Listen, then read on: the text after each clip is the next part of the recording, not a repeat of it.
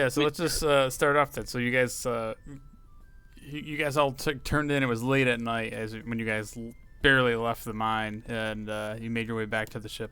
And it's early the next morning, and the crew was up and about. So yeah, you guys all kind of wake up and let's figure out what you guys want to do for the day. I wake up still hurting. Healed, but still hurting. Sore. Sore and hungry. I'm sure we got some water and hardtack around here somewhere. Yeah, I mean there's a little mess hall in one of the decks. So I mean, you get some basic food stuff, some soup and some bread. I got 25 rations in the bag of holding. Because everyone gave me all their spare shit. Yeah, I was like holding too much stuff. I couldn't walk. So I need to get rid of some of this crap. Hey. I need to offload a bunch of shit sometime too. Well, the 30 minutes we've been sitting in here would have been the perfect time. We'll deal with that later. So, what's the plan? Where are we sailing to? This is their job. Well, Hector, Okay, can you like get a bird to deliver a message? I probably could maybe do that.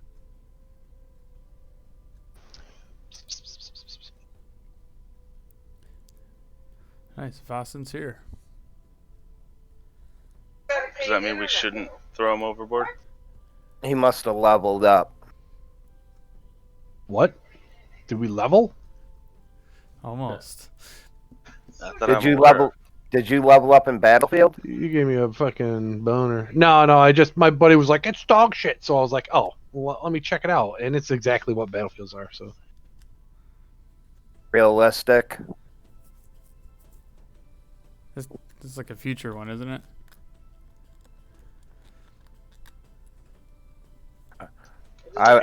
He refuses looks to answer like your it is. questions. He's...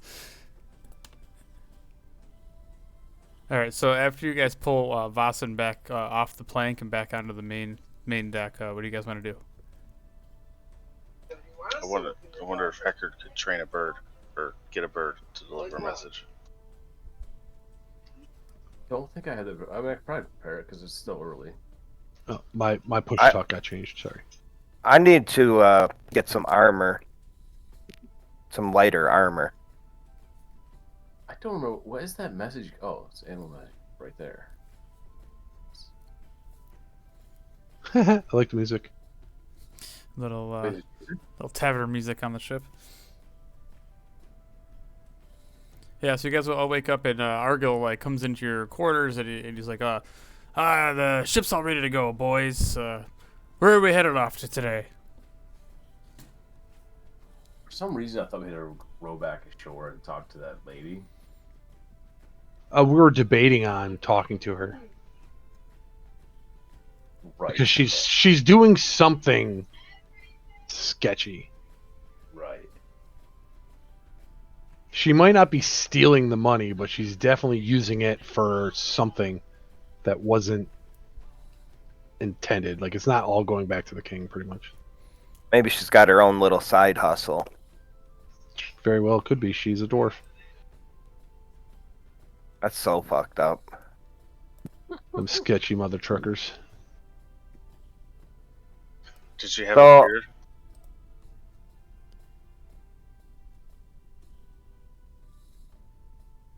What were you saying? Yuri? I need some armor. Oh, Is there That's any kind- on the ship? And then That's we kind of got- like on my priority list. Did we take a long rest? Yes, sir. Yes, everybody's all rested up. I'm all healed up from being punched in the face like 5 fucking times.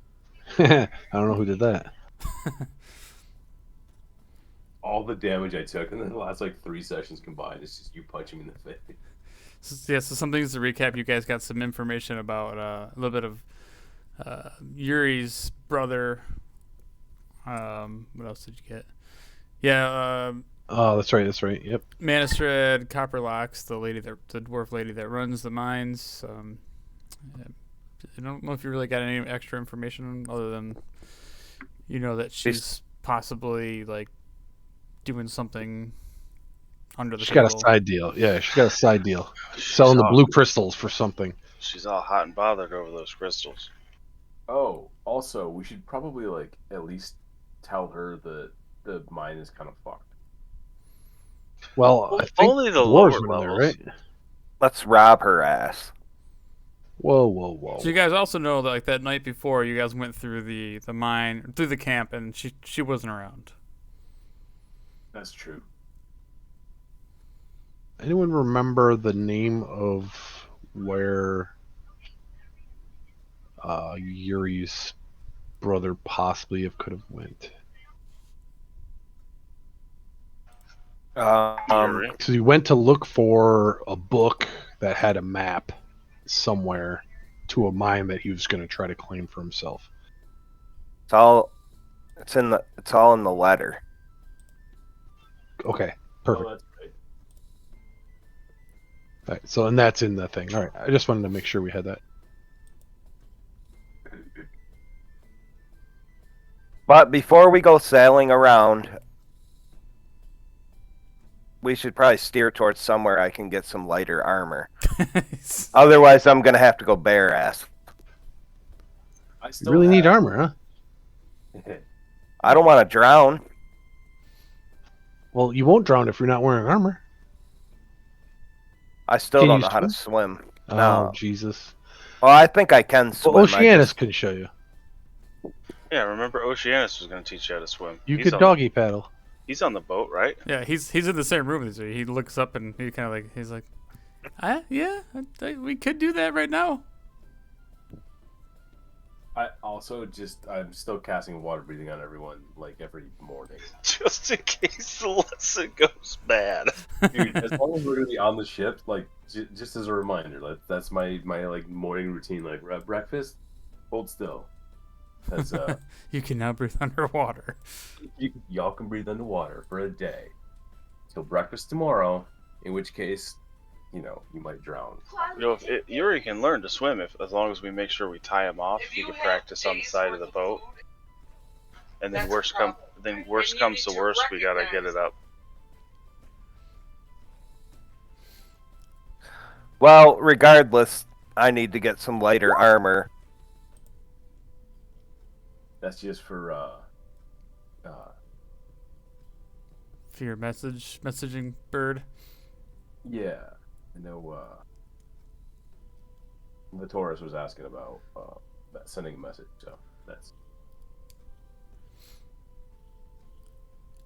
Yeah, I mean, like if you want to look for an animal or something, there's probably you guys are pretty close to the shore, so there's probably seagulls flying around. who are you trying to message? The king. Oh, the king. Okay. Yeah. Yeah, it might be Should- tricky. Give it a try. Should we just go to the king? So you guys were basically halfway between Saltmarsh and Seaton, where the king's throne is. Go visit him. My thought was we don't know the exact location of the meeting of the pirates. That's 29 days away. 28 days away. Maybe while we're there, I can maybe look for some armor. Yeah. Also, the guy on our ship, whose name I look up, said that he might have a location for that meeting. I thought he just told us about the meeting, not the location. Yeah, he said something about like we had to go to a meeting place of like there was like a bar or something I had to get into. What do you Art? think about this, Maglar? Well, I could use a new javelin. Seriously? Yeah, Should we- seriously. You're the pirate, Maglar. And you're the police cunt. Oh wait, take it back. You're the Pokemon. All right, so All right. you guys are like getting getting things going. Aragorn's kind of stepping in, and he starts telling the crew he's going over to some of your new guys. You got some really excellent sailors, Philip, and I don't know if you remember Bobby, the big schlubby guy who kind of surprised you as he's like a really good sailor. But so Aragorn, you guys kind of hear him like kind of like bossing them around, like man, this prepare to make sail. We gotta figure out who's in charge when we're not here. I vote Bobby. As long as he gets a shirt that fits. He could wear my apron. Why do you have an apron? You'll see. I don't know if I want to. I just imagine Yuri standing at like a stove or something and cooking bare ass with just his apron on. Kiss the cook. Uh huh. I'll pass.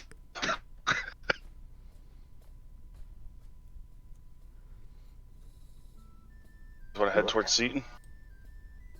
Either that, or we can go do the dwarf lady, see where she's taking the blue crystals and what she's doing with them. We are here if we're going to. Yeah, we could at least find out where she went off to potentially from one of her accomplishments. Does somebody want to help me try to fix my axe? I tried, I couldn't figure it out, so probably gonna go blacksmith for that as well. Yeah, your axe be fucked, dog. I mean, I do have this vial of metallic liquid. Do you know how to use it? Aren't you don't you know how to work the smithy tools? I do. Do you have smithy tools? I do. We'll fix it. Well, I need materials. If I need ore at least. We don't have a forge on the ship. Usually fire and wooden boats don't go well together.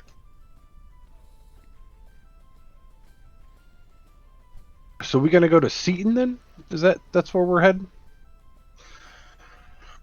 Yeah. We got that, or we can go here and try and investigate the dwarf lady since we're right offshore. And Well, she wasn't here last time. You think she's here now? you don't necessarily need her, just her stuff. Okay. Yeah, actually, We can maybe do that. if she's out, we could maybe look at her notes. I mean, I'm down to snoop around, I guess. I mean, really, we just needed information to let them know that something shady's going on with her. We don't really need exact. We can just be like, hey, she's definitely got something shady going on. The end. You guys figure it out. Yeah, but that was what they told us to start with. We think something shady's going on. All we got is, well, she is doing something shady. We're not Well- sure what, but it is something shady. They asked us to see if she's stealing.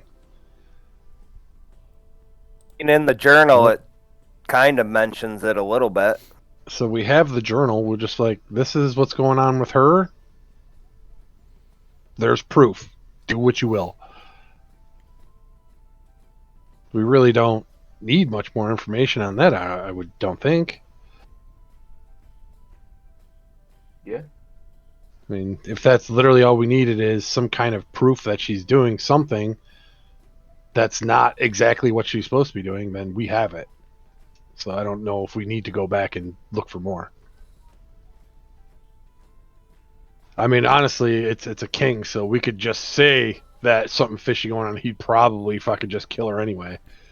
Yeah, technically, you guys are still in the good graces of the king. So I mean, he sees you guys as heroes and honorary like protectors of the realm. He gave you a ship. So Yeah. So I mean, we Maybe could say maybe that, he'll but let we have he'll let proof. us kill her. I don't know if we. I don't want to do that. We should maybe leave that up to. We're gonna leave it up to the king. Right, you keep going off the deep end this morning. you're I think it's hangry. Yeah, I think the wind is flying up your skirt a little too much this day, and your axe being melted. I think you're a little angry. You still mad about your axe, Yuri? We'll get you a new axe. I need some armor. And some armor. And So maybe we should just head towards Seaton so we could get the armor and help Yuri get in a better mood. I think so. All right, I need- boys. Raise maybe- the sails. Maybe some drink. So Well, we could do that. We have plenty of that on the ship. Argo comes up to you, Hector, and he goes, aye, Captain Hector. Raise the sails, boys. Give me the smittens. Does a bunch of pirate stuff, and they start, like, everybody gets right to work and start, they lower the sails and, like, pull up the anchor, and you guys start, making way right away, and the wind is, like, fortunately, like, right to your backs, and, the ship, like, takes off, like, right away. A couple minutes later, you hear from up in the crow's nest, you hear one of the crew members yell down, "Ahoy! Ship behind! Look, stay alert!" And you guys kind of like run up to the back of the ship, and in the distance, about 600 feet away, you can see a ship kind of closing in on you.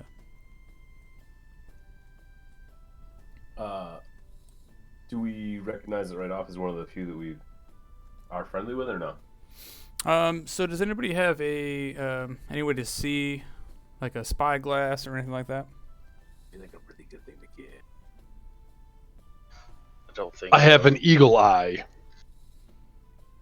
No, I don't. How far away are they? It's 600 feet. Yeah, Rod can't help us out there. Well, you guys can actually go ahead. Everybody can make a perception check. Hell yeah, I'll say. Can I see the color of their banner? Make a That's perception what check. I want.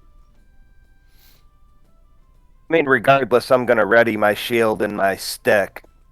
My stick. I just want to know if it's red. I got a dagger if you'd rather use that. Okay, so from where you guys are at, like Hector notices a faint, small red flag blowing at the top of the main mast of the ship. Does it have any markings or just flat? It's just a red, like banner style flag. Almost kind of looks like a sash, very thin flag. Well, And at that It's point, red, it's dead. Argo looks over at you guys. Hi, a red flag. That must mean it's the princess. My blood immediately boils. I suggest we make haste, boys. I was thinking the opposite. Yeah. Can we slow this sucker down by like 10% without making it too obvious? Sure. I mean, you're the captain. You guys can slow the boat down. Yeah, I want to slow it down, but like without dropping like a fucking mainsail. You know what I mean? Yeah. Yeah. So you So, guys. Are we guys- flying a flag? It's up to you guys. I want to say we had one. So right So- now, you guys, not to interrupt you, you do have a flag. You guys took the flag of Verstad, the fruit island that has the like the golden sun with like the I think they're called Harana trees, like on the back of like a golden sun. Gotcha. Oh yeah, me and Voss were talking about getting a flag made up, but we haven't done it yet. Other than that, you have your typical like your white surrender flag, and that's probably about it. Yeah, we don't need to be doing all that. I mean, I don't know. I don't think we should be trying to bully anyone. Oh, you know what? If And it's then the princes, they're here to rob us. They're I here to think we're bully just us. a regular merchant ship. That's what they're doing. Yeah, I'm gonna do this real quick. Use one of my wild shapes to use a to conjure up a animal. It functions the same as Find Familiar, so I'll be able to like see through its eyes. Okay. Can I just conjure up like an owl real quick and have it fly over and get a better look at that flag? Yeah, if it's a familiar, yeah, it can be anything you want. Yeah, Sure. I'm just gonna do that, and then I'll be able to look through its eyes, see if I can get a better look at the flag, see if I can get a better look at the crew. All right. So what's the flying speed of the owl? Yeah, I haven't pulled that up. I can look it up. I think it's probably 30 feet, but 30 or 40 feet. Is it an African swallow?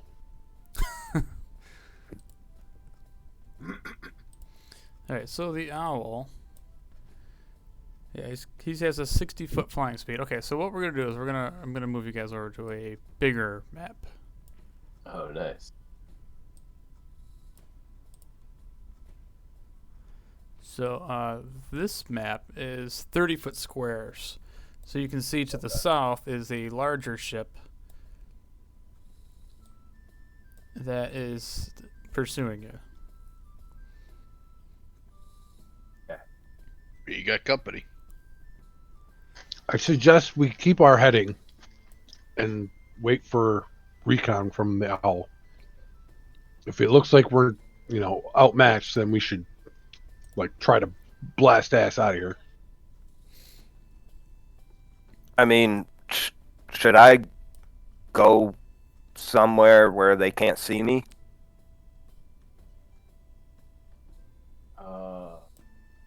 No. We want you here so they think we're weak. Oh my God. So they want to attack us.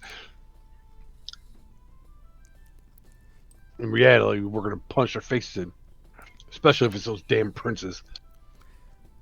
So a few minutes goes by and your owl starts making his way towards the ship, and the ship starts making some ground on you. This ship has two large main masts, and you guys can see it's really speeding up. And Argyle even tells you, he goes, I wouldn't mess with these guys. Their ships are known to be quite fast. They're made for hunting.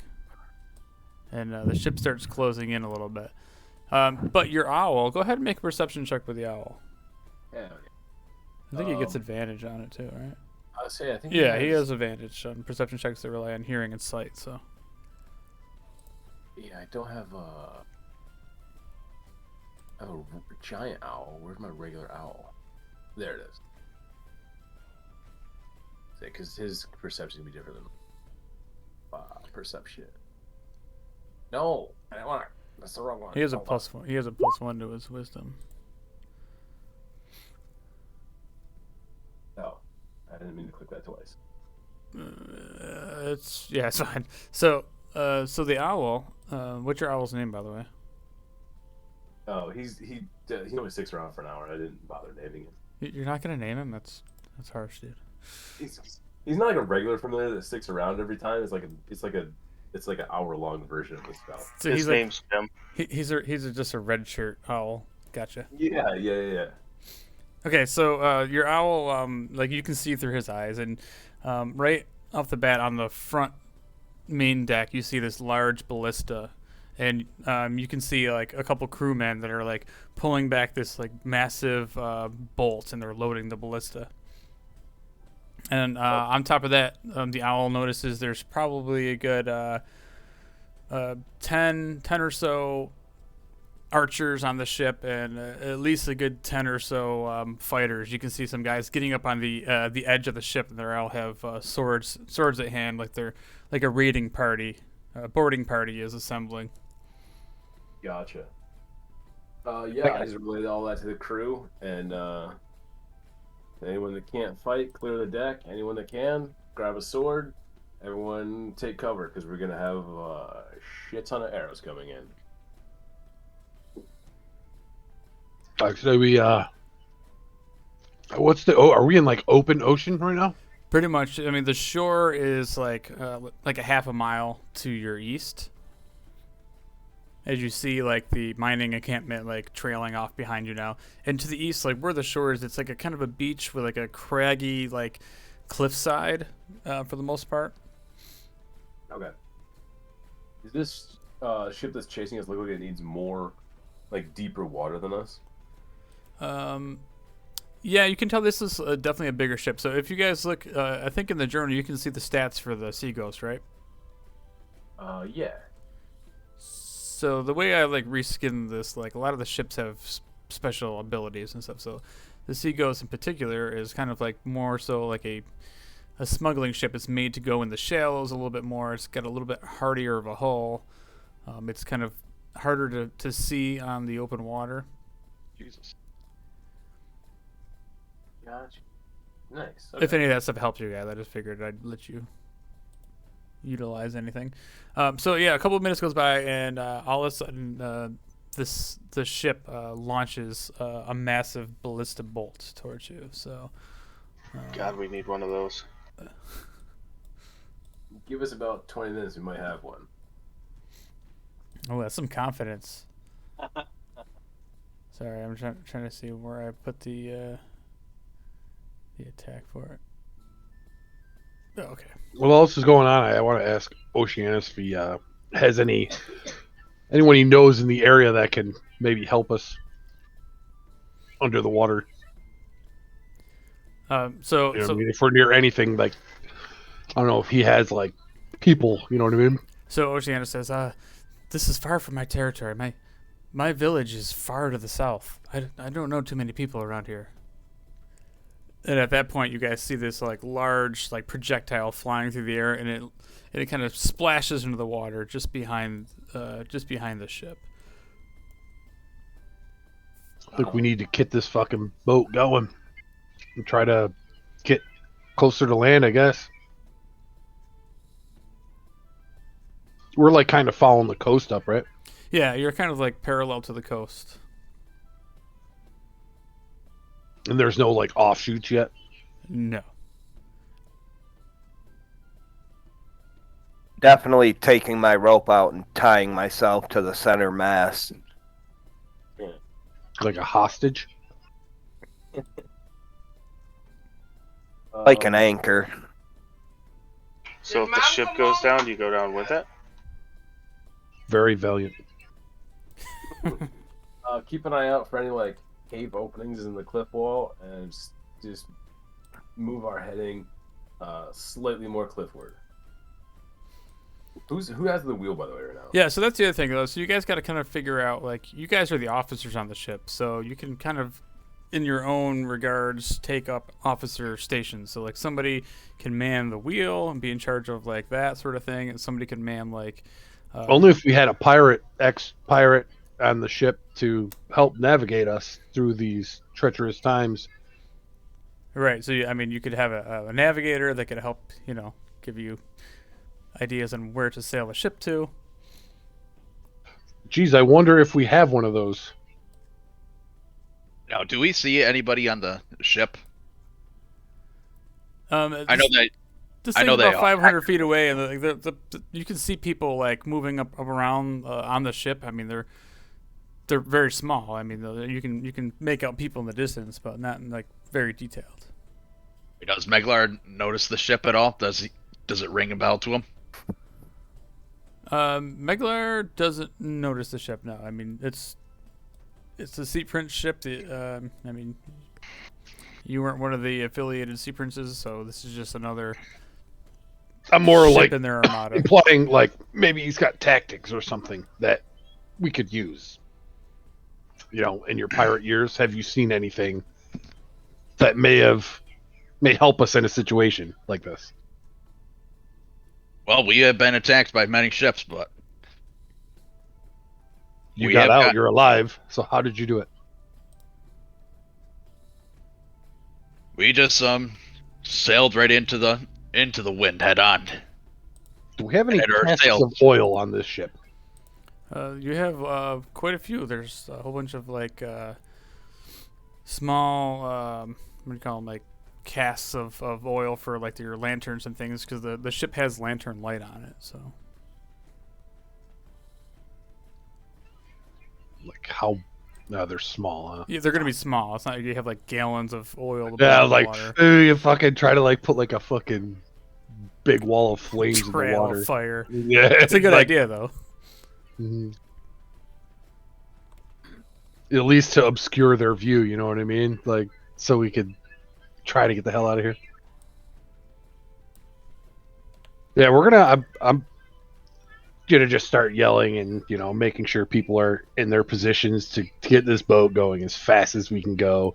Try to streamline everything, make sure everything's situated so we're prepared in case we get hit. So people are ready to bail water and shit like that, Yeah. patch up holes. I mean, I can't think of anything. We're so far out of the water. We have no cannons on this ship, so we're kind of like fucking sitting ducks, just waiting to get plucked. So I'm gonna say Vasid is kind of like the first mate, like the deckhand on the ship that kind of like belays the orders from the captain and like coordinates things on the main deck. I have spells, but only out to like 120 feet. You have anything that'll help us go faster? Can you make like any kind of extra wind to help boost us? You have to try to get away. So another All couple of minutes goes by and the ship starts closing in even further. Is there a way you could transform into a dragon and start flapping your wings into the sail to make us go faster? And we'd be having this problem. At level 5, I don't think he could turn into a dragon yet. I thought he could. Not yet. I have like dragon constellation that can light up on my fucking body. That's not. I don't turn into an actual dragon. I just start Hello. and my stars sort of look. Yeah, I didn't mean to press that. I That's- don't have that ready for the day. Okay. So as the ship draws closer, another massive ballista bolt comes flying through the air, and this one you feel it slam right into the back of the ship, and the ship takes 10 points of damage. As soon as that happens, I just yell for crewmates to run and make sure we're not taking on water. And some of the crew, that is specifically their job is to run downstairs and they're making the repairs. They're grabbing some planks and some nails, and they're starting to board this thing up. And they're yelling up, we're taking on water. It's under control though.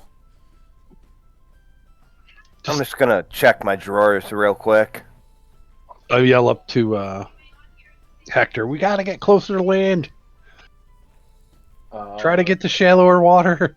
We were supposed to be turning and going towards land, but it's also like a sort of sheer cliff-looking thing. So I don't know how much it's gonna. Well, maybe we'll get lucky. I'm looking for like a maybe if there's like a cave or something we could sneak into.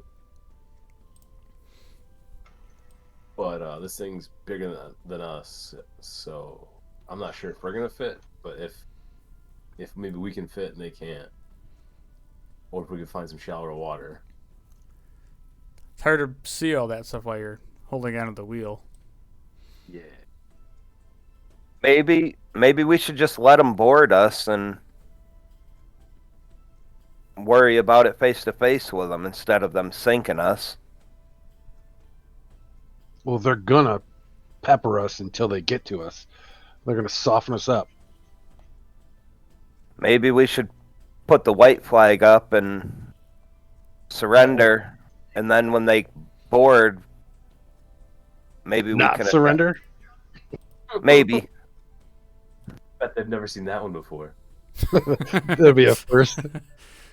Surprise! Oh shit! Fuck! They did it again. I'm pretty sure they're gonna try to dismantle us. They're not gonna need our ship.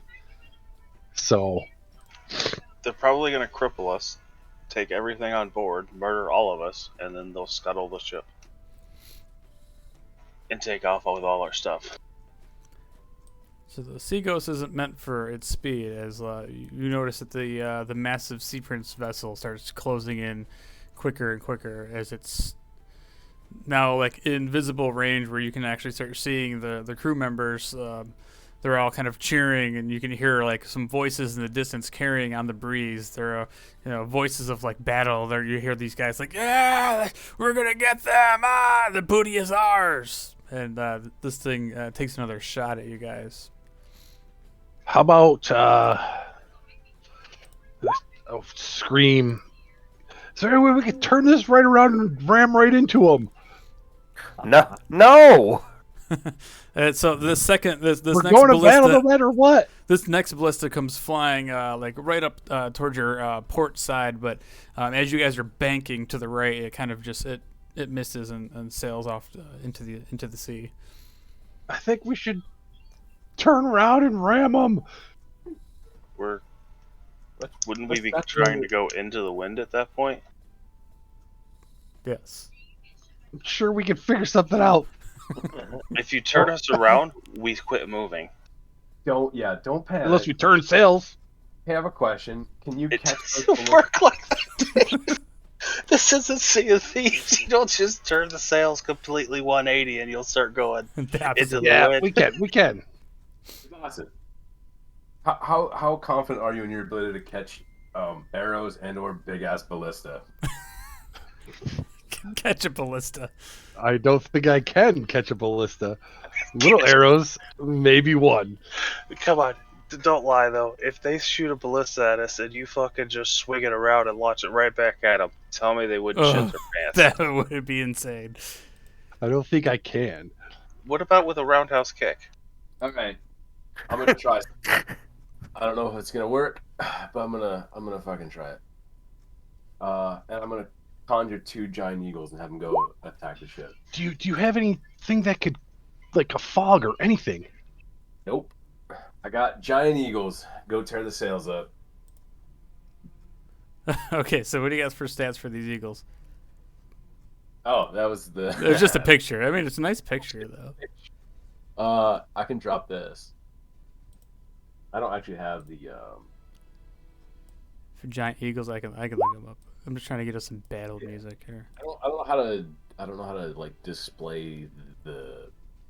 If you look stuff up in if you just use the compendium in Roll20, you click on the eye and then just type in whatever. I'm sharing the monster manual, so I don't know if that'll pop up for you or not.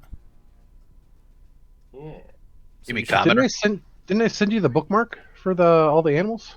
Yeah, I did, but I clicked on it and it just like displayed the image, and so I like copied the link. So you can click on the little link down there, and that'll bring you to it.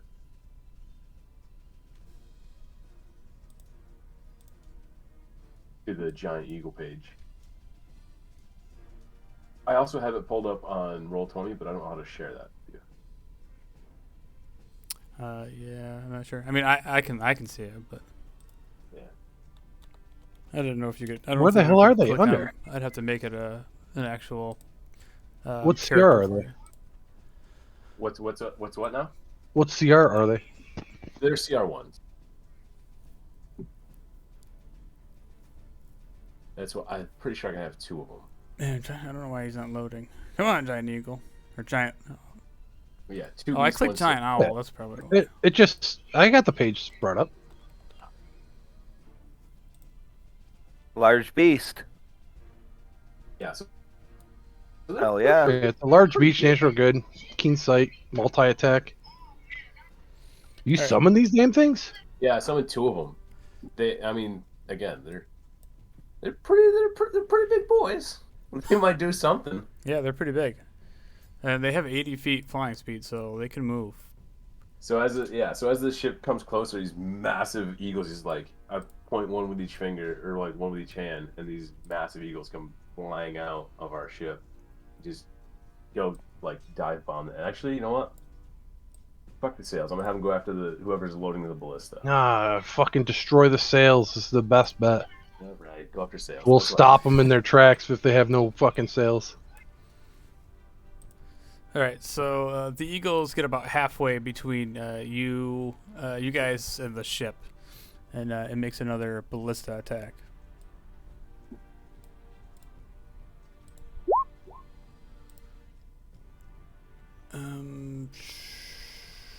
think a 16 will hit. I can pull up the ghost real quick. We have so many tabs open here. Where's the sea ghost? I thought it was 18, or is it 16? Damage threshold is 18. To the whole. Oh yeah, it's, threshold is 18. So yeah, okay. So it'll hit on 15, but it only does damage after 18. So. Nice.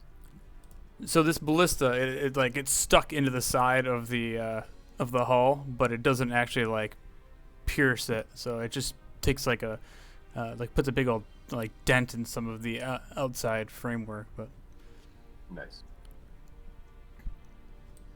So as the ship grows closer and you guys kind of start heading inland more, the eagles make their way just outside of the ship. So you can go ahead and make an attack on the ballista guys. So Sure. So these guys have multi-attack. So you want like they can both make 2 attacks, and that's fine. 2 with his beak and 1 with his talons. No, one each. Sorry. So we go beak, and talons. Does that make sense? Yeah, makes sense. Hell yeah. All right. Ooh, that was pretty good. Yeah, so with that, these 2 massive eagles just fly down, and they both like pick up the crew. There's 4 guys that are like loading this ballista, and 3 of these guys just get picked up in the claws or the talons of the eagles, and they just start like ripping them apart with their beaks, and they fly up in the air and drop these guys into the sea. Hell yeah. Nice. There we go.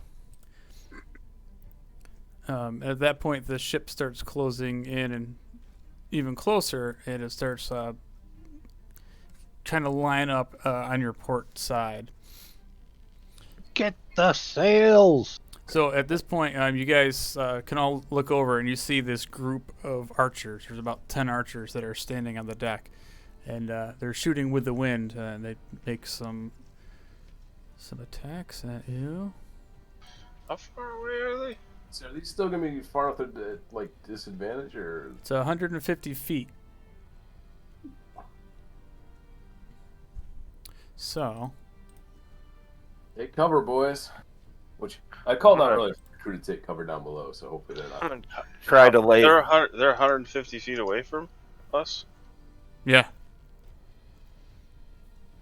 So they're just within range of you guys, and I need you guys. Let's see. Let me make an attack.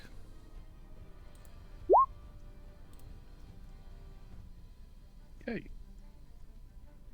Okay, so luckily, as these arrows, the first volley of arrows shoots over at you, you can hear a whole bunch of them go pop, pop, pop, pop, pop, and get stuck right in the side of the ship, but nothing makes impact on you guys. Nice. Hey, anything else you guys want to do before you let the eagles keep on doing their thing?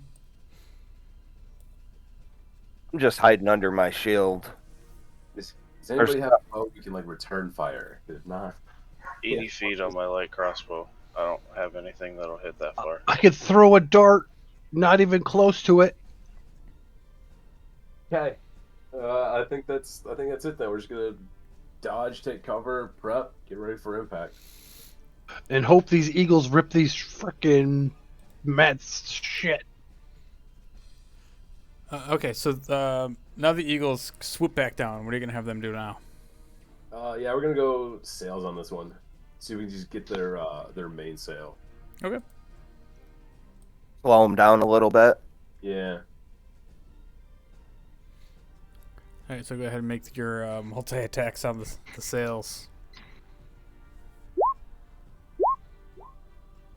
1, 2, 3, 4. So these eagles just fly right into the main sails, and they both just start shredding the sails.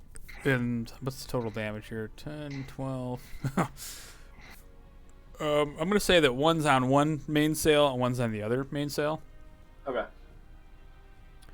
So one sail takes 13 damage, and the other one takes 22.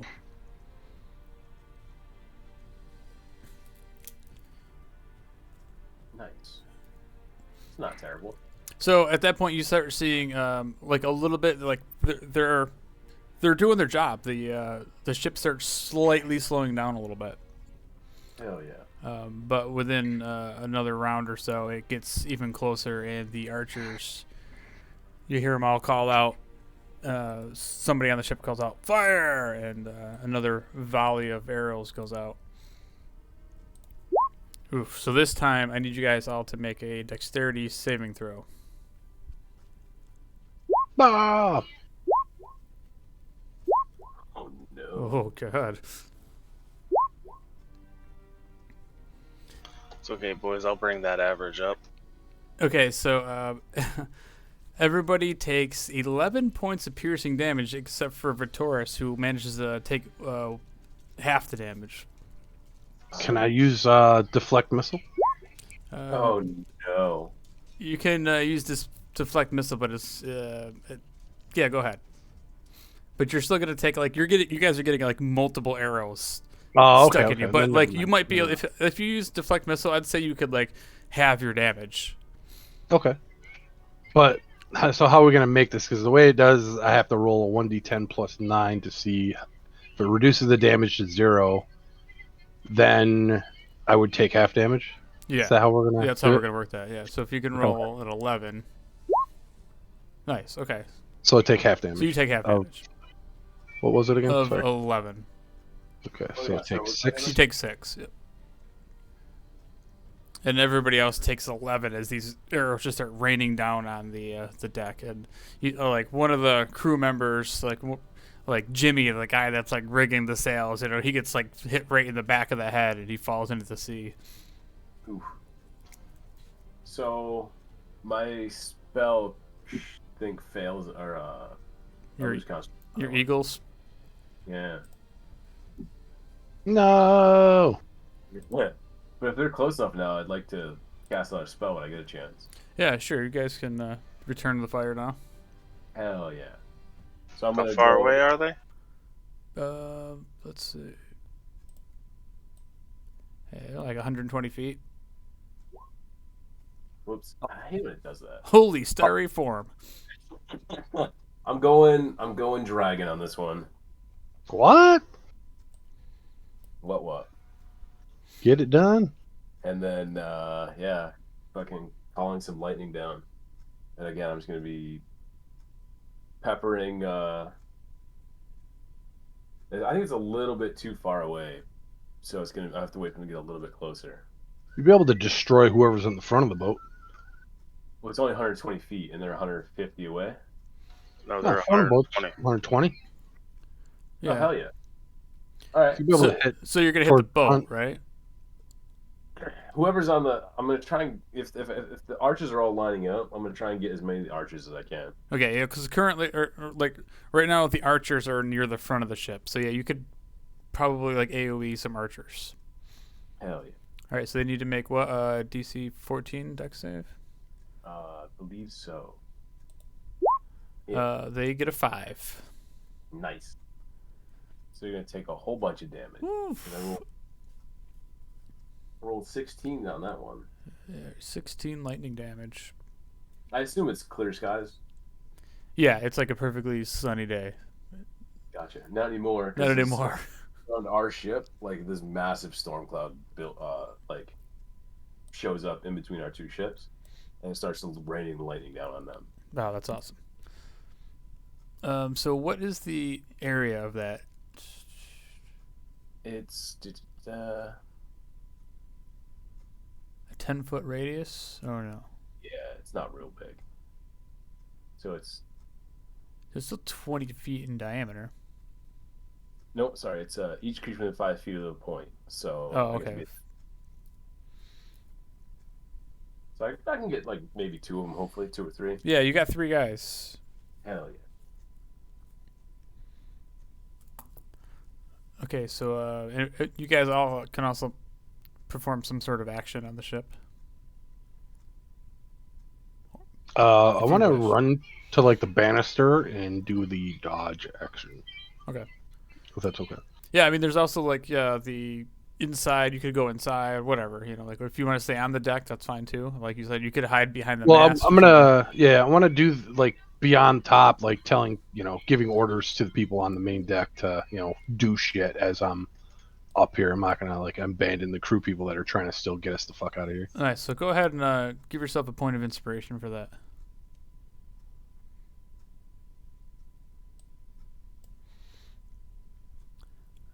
All right. Anybody else want to do anything? They're 120 feet away. Yeah. I'll take a shot. It'll be disadvantaged because it's so far away. Sure.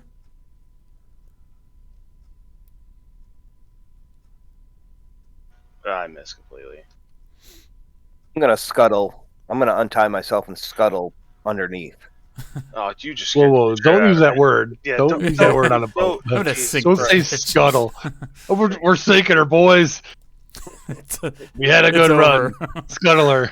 Yuri's at the bottom, just using his axe on the fucking bottom of the boat. We're going down. I'm just gonna end He's it not all. even using an axe. He's using the fucking wooden stick we gave him. He's just like poking at the holes. Fuck this shit. Smacking the deck. We're done with this thing. Okay, so Yuri's gonna go find some cover. Oh my god. I just opened the bill from being in the hospital for 7 days. $86,000. Oh my god. Oh, fuck. What the fuck? Hope you got insurance, bud. Or put in some OT. Yeah, I just gotta pay $700.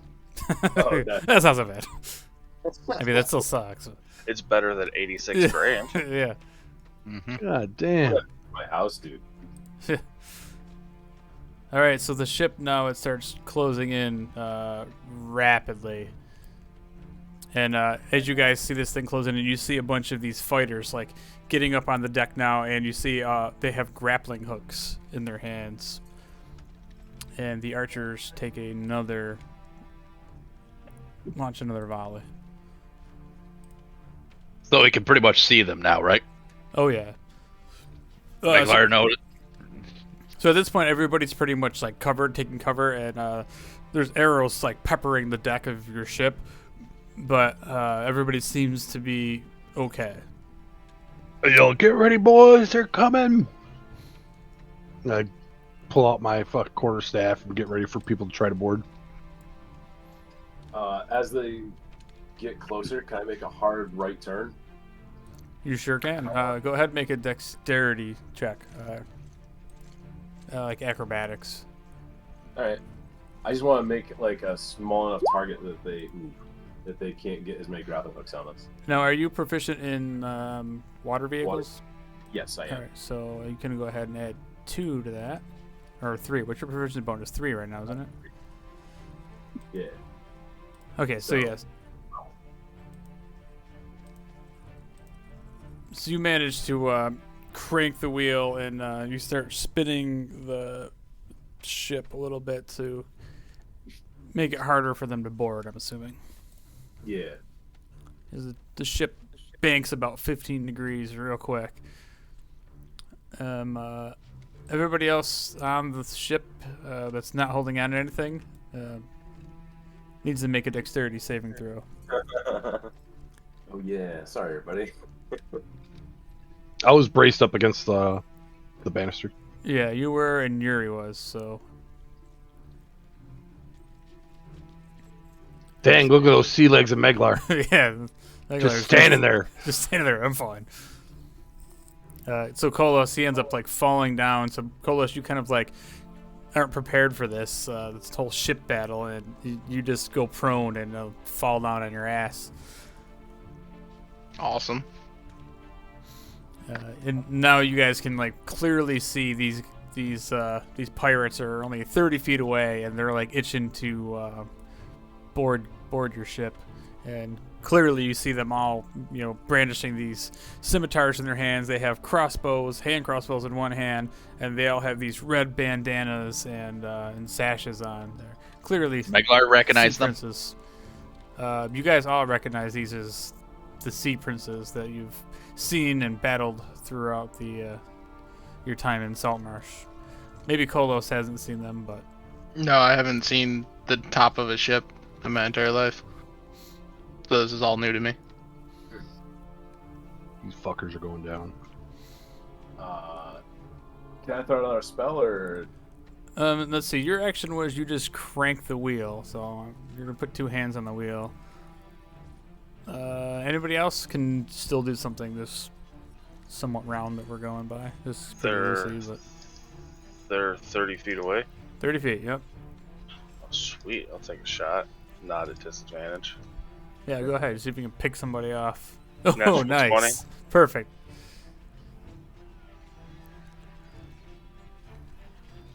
Dude, 13 the points of battle. damage. I love it.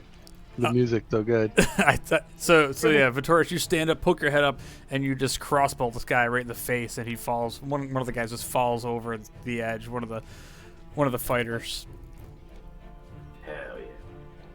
If only I had sneak attack. I mean, you got him in one. Yeah. Hey, Meglar, why don't you throw one of those nifty javelins? It's your moment. I guess I'll just throw the shitty one. There you go. Throw any of them.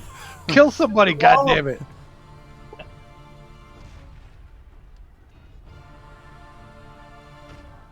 All right, go ahead, Meglar. Make a javelin attack on somebody. Also, I didn't even. Well, it don't matter. Is it? Your 10 damage. 19 will hit, so yeah, for 10 damage. So yeah, you managed to get. Who were you throwing that at? One of the archers or one of the fighters? One of the archers. Okay, so yeah, you slam your javelin into the shoulder of one of these archers, and he kind of like stumbles down to one leg, and he's still standing, but. I want to prepare myself for the first person that tries the board to fucking hit him with my quarterstaff. can I bonus action take a healing potion or not? Sure. Hell yeah. Oh no, because you still had both hands. You have to have a free hand to use your to pop that drank. All right. Okay, so the ship finally like closes in enough to where it's gonna be a little hard to access the back of the ship because that nifty maneuver that Hector did, it kind of like blocks some of like the major barrage of all the pirates like jumping aboard all at once. So they kind of have to funnel in basically from the back part of the ship here. So one of the grappling hooks gets like launched and thrown right on the back sail, and you see 3 pirates. They kind of shimmy across this rope and they land on the deck. And who was in the back? Taurus was probably in the back, and you just took a shot. And Meglar. I'm kind of like right in the probably like right in this area. And in like the center. Yeah, because I wanted to make sure everyone could hear me. Okay, so this pirate comes like rushing in with his scimitar and his crossbow. So the first one comes over at Patoris, and he takes a hand crossbow shot at you, almost at point blank range, for a 12 to hit. That's gonna miss. It's gonna miss. Then he rushes into melee range with you, and he swings his scimitar at you with a 21 to hit. Yeah, that'll hit. For 4 points of slashing damage. Then the second guy, the next 2 guys come barreling over the ship, and they come rushing at the half-orc that's standing there. Same thing, they both launch their crossbow attacks at Meglar. First one completely misses, and the second one, he crit fails, and his crossbow actually like jams up, and he just drops it on the deck. They both come rushing in at you, Meglar, as you stand proud, and they both swing their scimitars. One of them just swings over your head, and you kind of duck, and the second one, he tries to swing again, and you kind of like backstep, and he also misses. All right. Okay, so next the archers on the ship, they all launch another volley towards the center of the ship.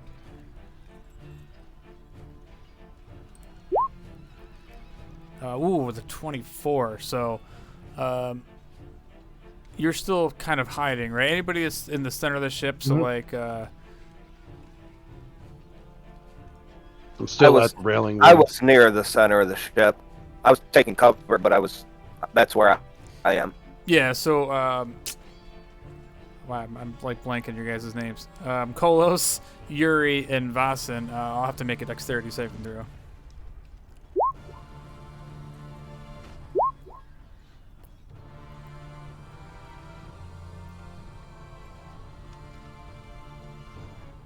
All right. All right. Come on, here. Come on, Yuri.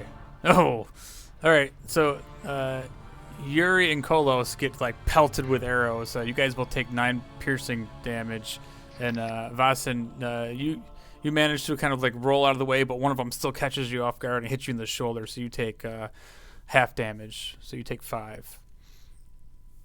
Can I try to deflect? Oh, sure. And then you can, 0? yeah, let you half the 5. Nice. All right. So you take 2. You round up, so it's 3.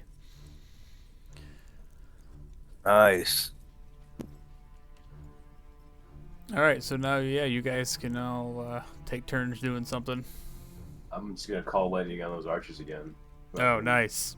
Rain fire. Well, I was gonna say fire, but I guess rain lightning down on these dudes. Are we close enough to board? Yeah. I mean, you're within like 20 feet. If you wanted to board, I mean, I don't know if you could jump. It would be a risky maneuver. I mean, they they're they using shimmied over on grappling a rope, so. Okay. DC 14. Okay, let's see what they get. 15. They take half. Yeah. I'm trying to hit the same dudes I hit last time. Okay, that's a good idea. So let's see. As much as I can, like, I'm kind of chaos right now. So yeah, so last time you fried some guys. Actually, this time you really like you messed up. You killed one of them, and the other 2 like are badly injured. Actually, one of them that got hit with the javelin from. God, terrible with names. From Meglar. Yeah, he gets hit with lightning. He goes down. So 2 more go down, and the other guy, he's kind of wounded. Nice. All right, so for Yuri, Vasen, and Kolos and Meglar, you guys can still do something. There's 3 and Vitoris. There's 3 sea princes attacking you. Let's start with Vitoris. You're kind of the first guy on the ship there. I'm gonna attempt to shoot. I got 1 on me and 2 on Meglar. Yeah. They're about Are 10 feet away from you, the ones that are attacking Meglar. I'll try to shoot one of the ones that is on Meglar. Okay.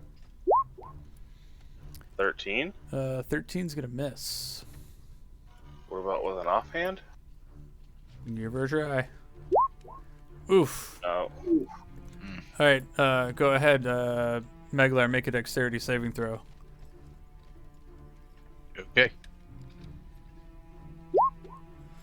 Nice.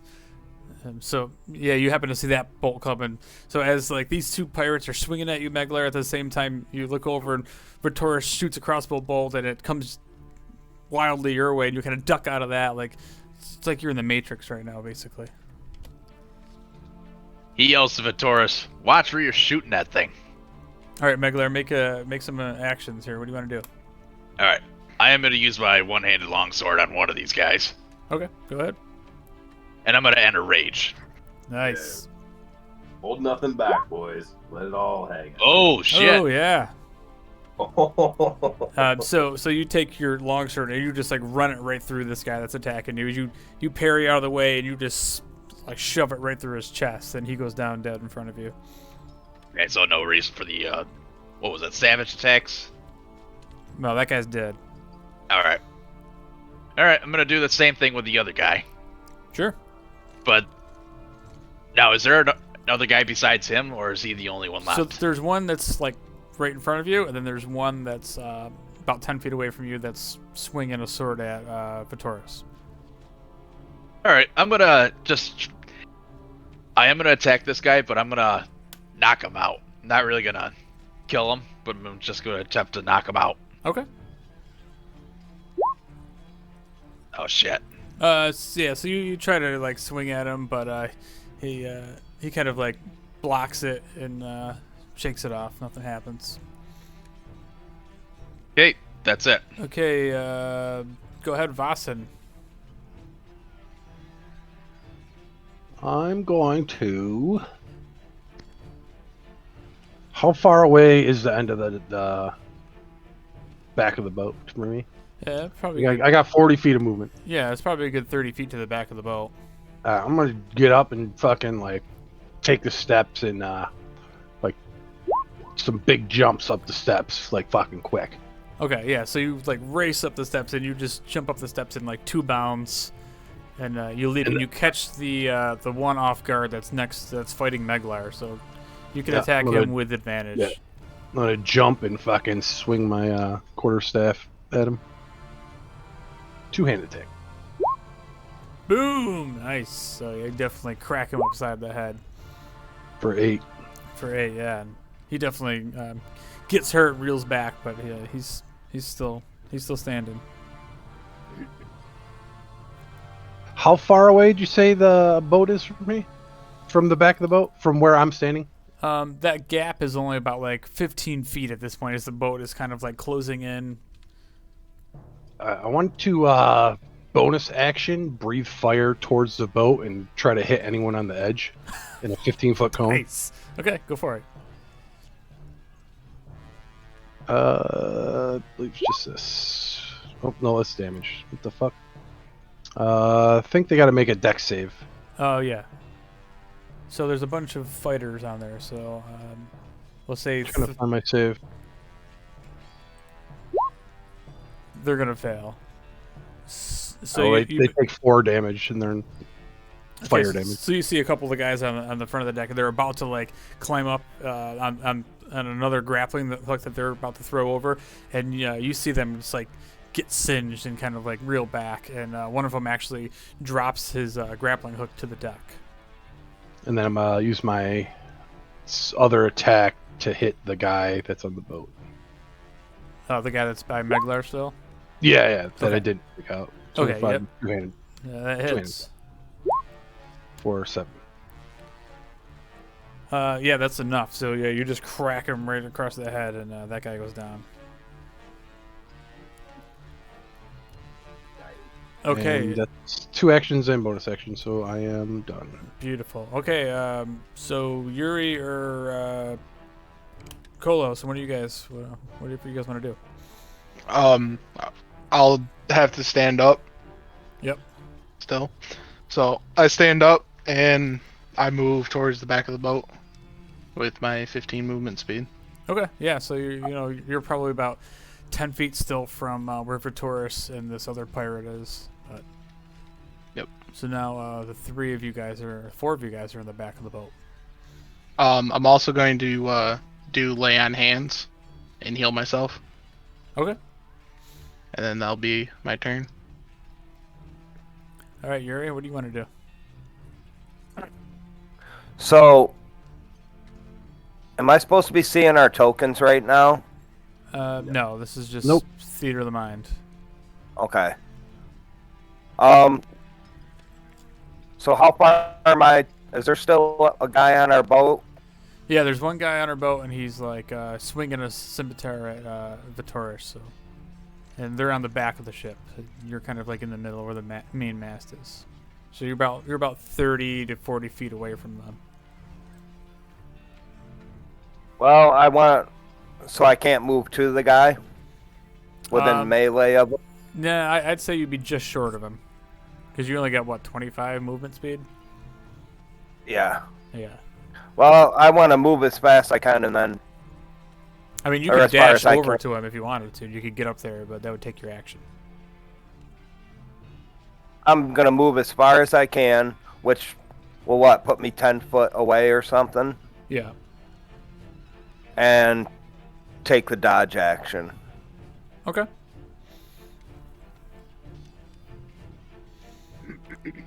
And that's it. Okay, so Hector, we'll start back with you now as the fighting is ensuing behind you as you're on the steering wheel. What do you want to do now? I'm just gonna call lightning again on see if I can get that last dude and whoever's next to him. On their ship? Yep, other whatever their archers. Oh, okay. They're- Yep, sounds good. The injured dude and whoever's next to. Ooh, decent damage on this one. Let's see how All they right, do. nice to see he rolls. He rolls a 10, so they Nice. collectively fail, and you manage to fry 2 more. 17 damage. Yeah, so you end up like hitting 2 more guys with lightning, and you just see their bodies just like electrify, and they just get charred, and one of them falls over the railing, and the other one falls dead. Hell yeah. Those are 2 more archers, right? Yeah. How we looking at archers? What are we down to? So you can see that there's still a few more archers. There's still like 3 or 4 archers that are like near the front of the ship, and then Nice. while you're doing this, you see several more pirates that are like coming up from below deck, and with scimitars in hands, and they are ready to board as well. Okay. That's pretty much all I got. So just keep turning this wheel a little bit, as much as I can, and hold fast. Okay, so Vitoris, the fighter, the pirate that's attacking you, he swings his scimitar at you with a 15. That's gonna miss. Nice. So that is it for.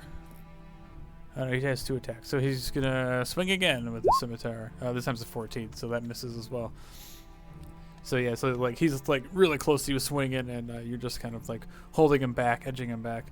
At this point, the ship itself starts to spin and pull up a little bit further beside you, and it starts taking the same course as the Sea Ghost. As they start turning it adjacent to you, and now you guys are broadside with this other ship, and you start seeing a whole bunch of these pirates standing up on the edge rail, and they're all like flailing these grappling hooks, and 2 of them they launch grappling hooks over to the ship, and 3 more climb across, and they end up about in the middle of the ship at this point. And so one of them runs up the stairs and starts attacking you, Hector. Yeah, right. So he comes running up, and he shoots his first attack. He shoots a crossbow up at the sail. Actually, no. You're on the steering wheel. He's gonna shoot the steering wheel. Yeah, and he crit fails. This guy, same thing. He goes to shoot, and his crossbow just like jams up, and he just like says, "F this," and he just drops it. And he runs up the stairs, and the scimitar in hand, and he swings the scimitar for an 18 to hit. Ooh, it's gonna hit. Ooh, so he comes down on you with 7 points of slashing damage. Yowza. The other 2 get on the ship, and they run up behind the back, up the same far stairs, that same side of the ship. Who was on that side? Vossen, you're on the starboard side with. Yeah, I was back here. Yeah, so you guys are on. Well, yeah, we'll say these other 2 guys is bum rush Hector. So there's 3 guys on the port side of the ship. And these 2 guys do the same thing. Like one of them shoots a crossbow bolt at Hector, and one of them tries to hit the steering wheel. So the first one with the steering wheel is a 9, so that's probably gonna miss. Is anybody looking at the Sea Ghost stats? I am. But I know don't- there's- There's only hull and helm.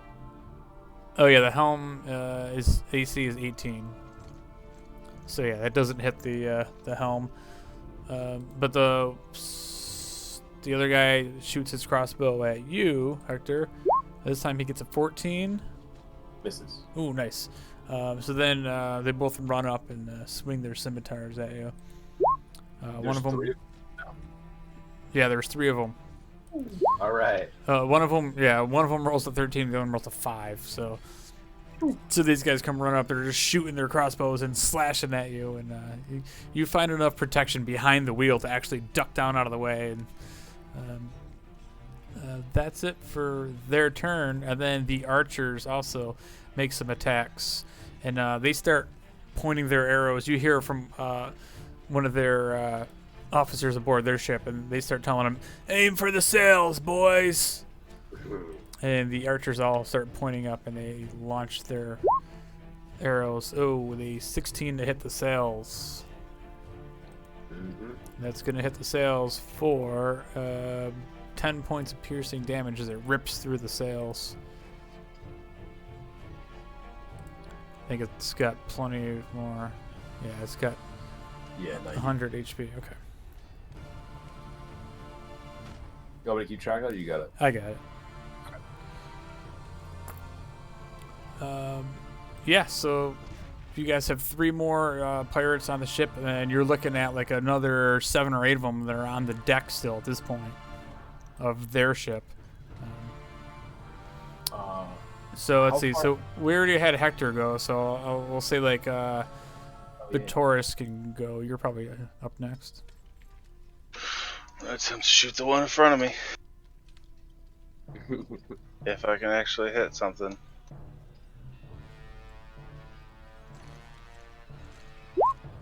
20. Oh, nice. That's definitely gonna hit. Is someone standing next to me? They're about 10 feet behind you. Oh, I thought Vasan was next to me. I thought it was next to Meglar. Yeah, he's on the other side. Like. Oh, well then he gets hit for 7.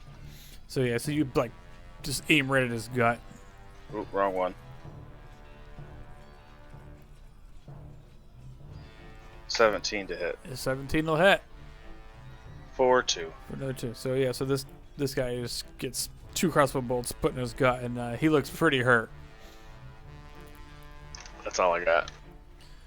Okay, so go ahead, Meglar. You see, there's 3 pirates that are surrounding Hector on the helm, and then there's still 1 pirate that's battling it out with Taurus on the back. So I'm pretty much at the back, right next to Vasan, right? Yeah. And Kolos is right behind you as well, and Yuri. You guys are all kind of like came up along the starboard side. All right, I'm gonna go try helping Hector out. Yay. I'm gonna use my one-handed longsword against him. Sounds good. Don't forget, if you want, you can go reckless too. It's up to you. Don't forget you have it. That's all I'm saying. Like, it may not be the best time for it, but just don't forget about it. All right, so the 12 misses as you kind of run up there and just can't get. I'll give it. All right, I will hit him and try to swing again. Oof, same thing. The 13 misses is you just can't just find a good angle on these guys.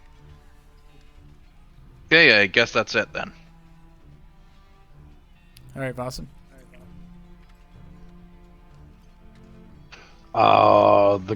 There's a guy still next to us, or he's over on the opposite side fighting Vitoris. Yeah, there's still 1 guy over on the opposite side with Vitoris. They're like on the back, and then there's the 2 guys or 3 guys over by Hector and Meglar. Would I be able to run and try to jump kick and kick him off the boat? Sure, go ahead. So you're just gonna jump. Okay, so you run, jump in the air, and go ahead and make an attack. Do you want me to do unarmed? Just do no.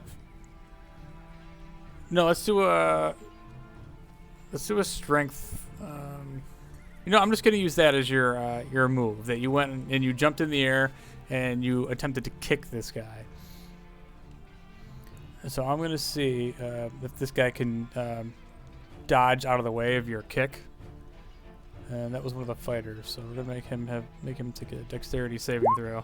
And he rolls a 13. So as he's kind of fighting Vittoris, he doesn't see it coming, and you blast right into the side of him, and yeah, he falls right over the edge. He splashes into the water, and Vittoris looks happy. So is that going to be my action? Yeah, I'm gonna say that's your action. Okay. And how, like, where are the other guys? Would I be able to use my? Let me read this. I wonder if I could spit fire again at the guys that are on the boat without hitting anybody else. You'd have to take another drink. Yeah, I'd say you probably could do it. Like, you run, jump, drink back your flask, bonus action. You probably have enough room to get one of the guys, because Meglar is kind of blocking, because those guys were coming up the stairs. Meglar is kind of between Hector, kind of helping him out. So you could safely hit the one guy, but I think if you want to hit the other ones, you're gonna probably hurt your friends. That's up to you, though. So, is there a guy? How many people? There's 2 that came up here and 1 that came up here. Did any come up on this side? No, there's 3 like on the stairs over here. Okay, on this side, so I can hit one of them. Right, you can hit one of those guys. Yep. Without hitting anybody. Right. I'll do that. And he's got to roll dex. 9. DC 8 plus monk level plus wisdom modifier. He failed. He fails. 5 damage. All right, so this guy gets singed. Just see this big puff of flames fly out. And that's my turn. Okay. Colo, so what are you gonna do? How many are up by Hector right now? There's 3 by Hector. Like, 2 are closer to the stairs, and one of them is closer, like, to the edge, just to the left of Hector. I run over to the guys by the stairs, and I try to swing my longsword at them. At least the first guy. Okay. Oh, that's gonna hit for 5. Nice. That's the guy that just got blasted with fire, and he just takes a slash right across his chest. But he's still standing. Alright, I'm going to do it again. Oh, so with your second swing around, yeah, you just cut right deep into this guy, and you manage to pull him off your blade, and you kick him to the ground, or to the deck. He's dead. Alright. That's about it for me. Okay, Yuri. So, I want to attack the one I'm closest to, which I'm assuming is the one on the stairs here. Yeah, there's 2 guys on the stairs still. One of them. He didn't just kill one of them, though? Yeah, he got one of them. There's still 2 guys left, though, coming up the stairs. Well, I want to attack one of them with my Staff of Hector. Staff of Hector. Hey, go ahead.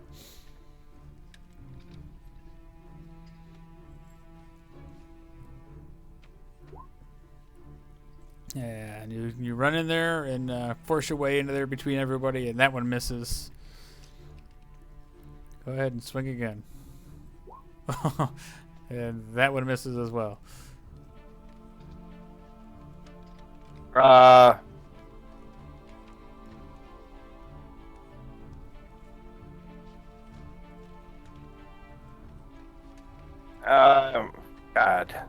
I'll just end my turn, I guess.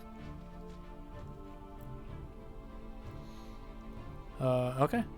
So we'll bring that back to Hector. Yay. How far away is it, like a crow's nest? On their ship or your ship? Yeah, you guys have a crow's nest at the top of your ship, and it's like a good 30 feet in the air. So how far from me is that? Like 30, 40, like 50 feet. Alright, never mind. I'm just gonna call lightning on the enemy archers again. Get as many as I can. Okay. Sorry, I have this here somewhere. There it is. Oh, Nice. That's Fine. gonna do some damage. Especially because they roll a 12. Hell yeah. All right, so that hits 3 more archers. There's only like 1 archer left standing on the front of the ship as like all these guys around him just start getting electrocuted.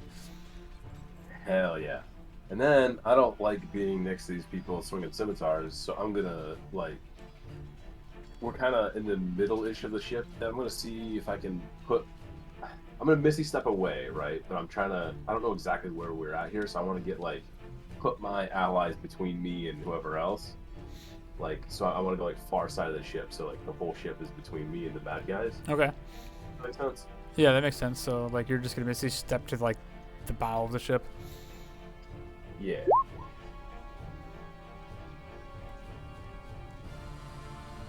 And that way I don't get like opportunity attack. Okay. Just poof away, and there's like a silver mist like where I was standing. It's cool. All right, And I like then that. I'll use my whatever movement. I still have my 30 feet of movement. I want to find like some, I don't know, some cover against, like, you know what I'm saying? Like, just find a spot that's like out of direct sight from the archers. Yeah, you can probably open the door because like 30 feet would get you like down into like where the doors were that go into like the other second level of the ship.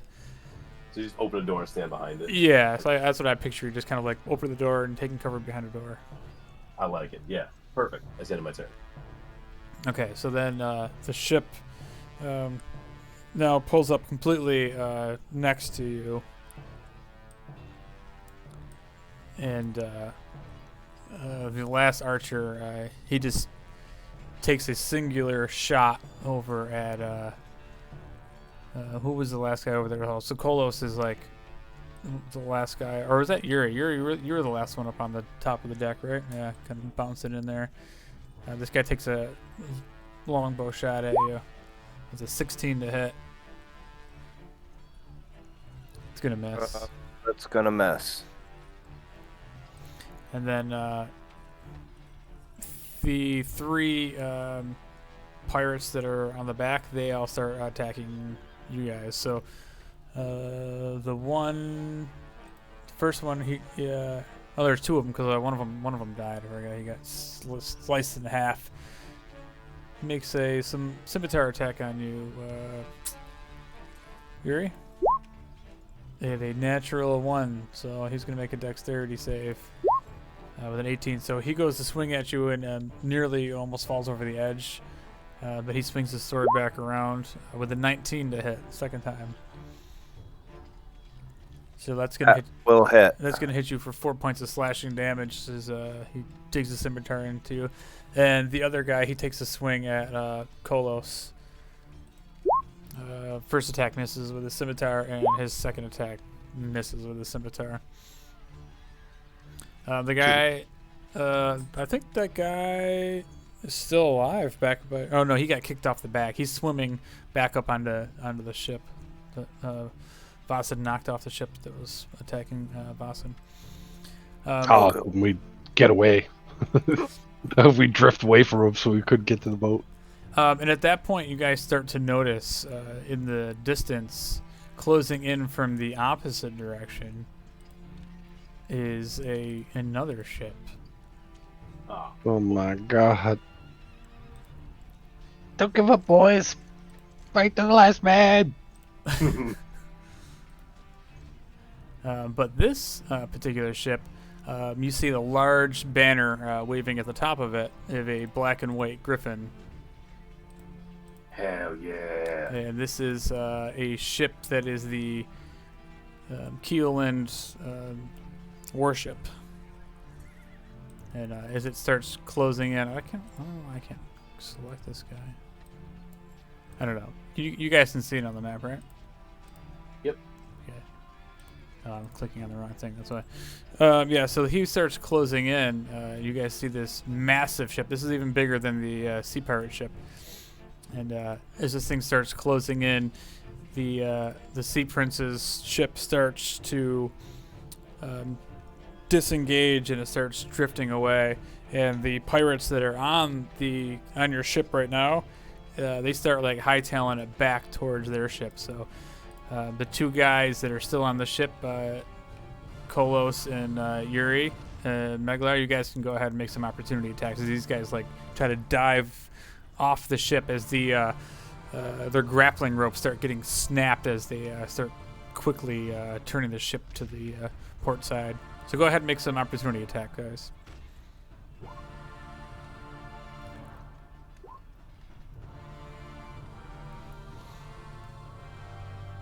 Nice.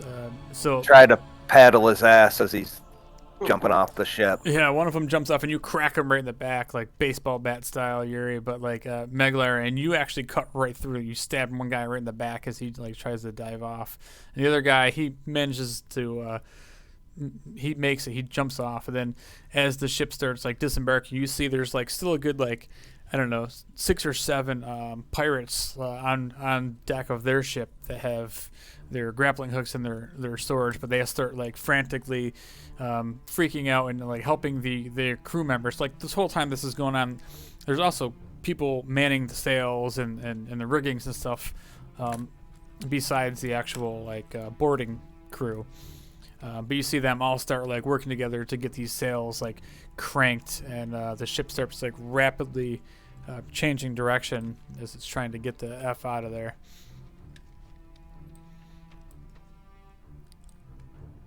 Anything else you guys want to do before these guys start like escaping? If I I'm can. I want to yell up to fucking Hector, try to tell him to try to take out one of their sails so they can't get away. Yeah, that's what I was gonna do. Okay, go ahead. I'm just gonna call lightning on the sail and do it. Whoever is like next to it, trying to man the sail. And I want to yell over to Vitoris, try to tell him to aim for the guy at the wheel. That was my plan. Okay, so the guy on the wheel, he's got to make or on the sails, one of the sail guys. Yeah, he passes his deck save, but he still takes half damage, right? 7. We get like 7. Yeah, so like you see like the lightning just raining down, like striking the ship, and these guys are getting hit with lightning, but the ship still managed to keep turning. What were you doing, Boston? You were just yelling, yeah, trying to still keep everyone, moving in proper direction on the deck. You guys see that ship, the Keelan ship, the keelless ship, it's fast, so it's like closing in on the Sea Prince's ship like really quick. So within minutes, like you guys are starting to drift now with nobody at the wheel. Like your ship. I'm actually want to run to the wheel. Okay. As I'm doing that. You guys are starting to drift towards the coast as the Sea Prince's ship starts making its way, and like they like hightail it. They're like spinning in like quite a large arc as they're trying to escape. And then you see some massive ballistas, like 3 shots at once, come flying out from the Keelan ship, and it's just you hear poof, poof, this. They're hitting the sides of the Sea Prince ship. I want to try to like turn back into their direction. What do I gotta roll at disadvantage? Yeah. Go ahead and do a acrobatics, like a dexterity check. So acrobatics at disadvantage. 14. Let me check this ship.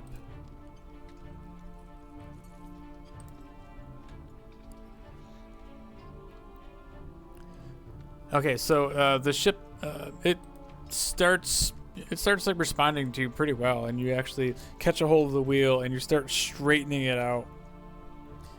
And the best you can. It takes all your might to get the ship under control, but it starts straightening out. So Yeah, the worst case, I was trying to get it so we don't crash into the rock face.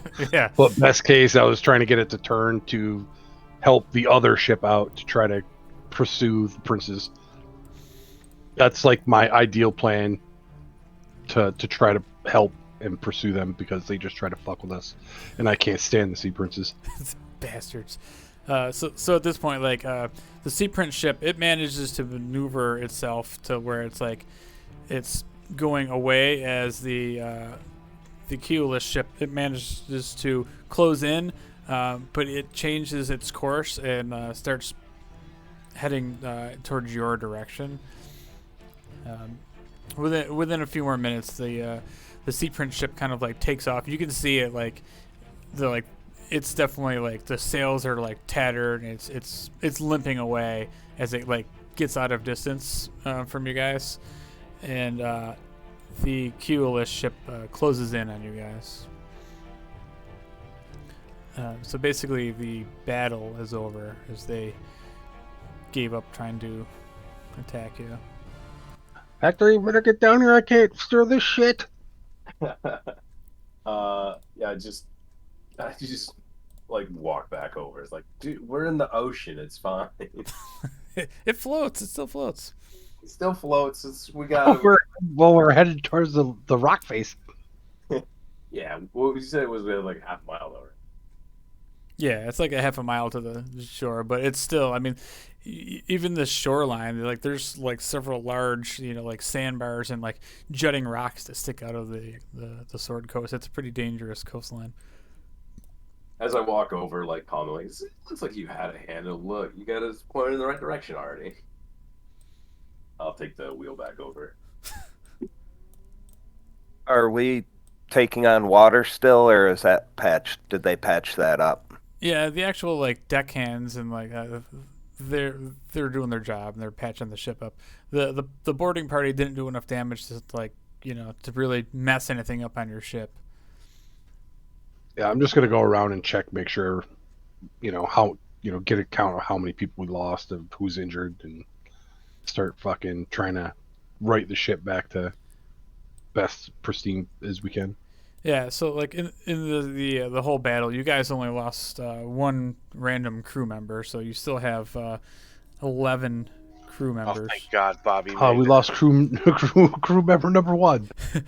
but you guys look around and you still see Bobby Winterbag and Philip Holmesby and Ergil, like all your your main officers are there, but it was red shirt number 1 office crew member. He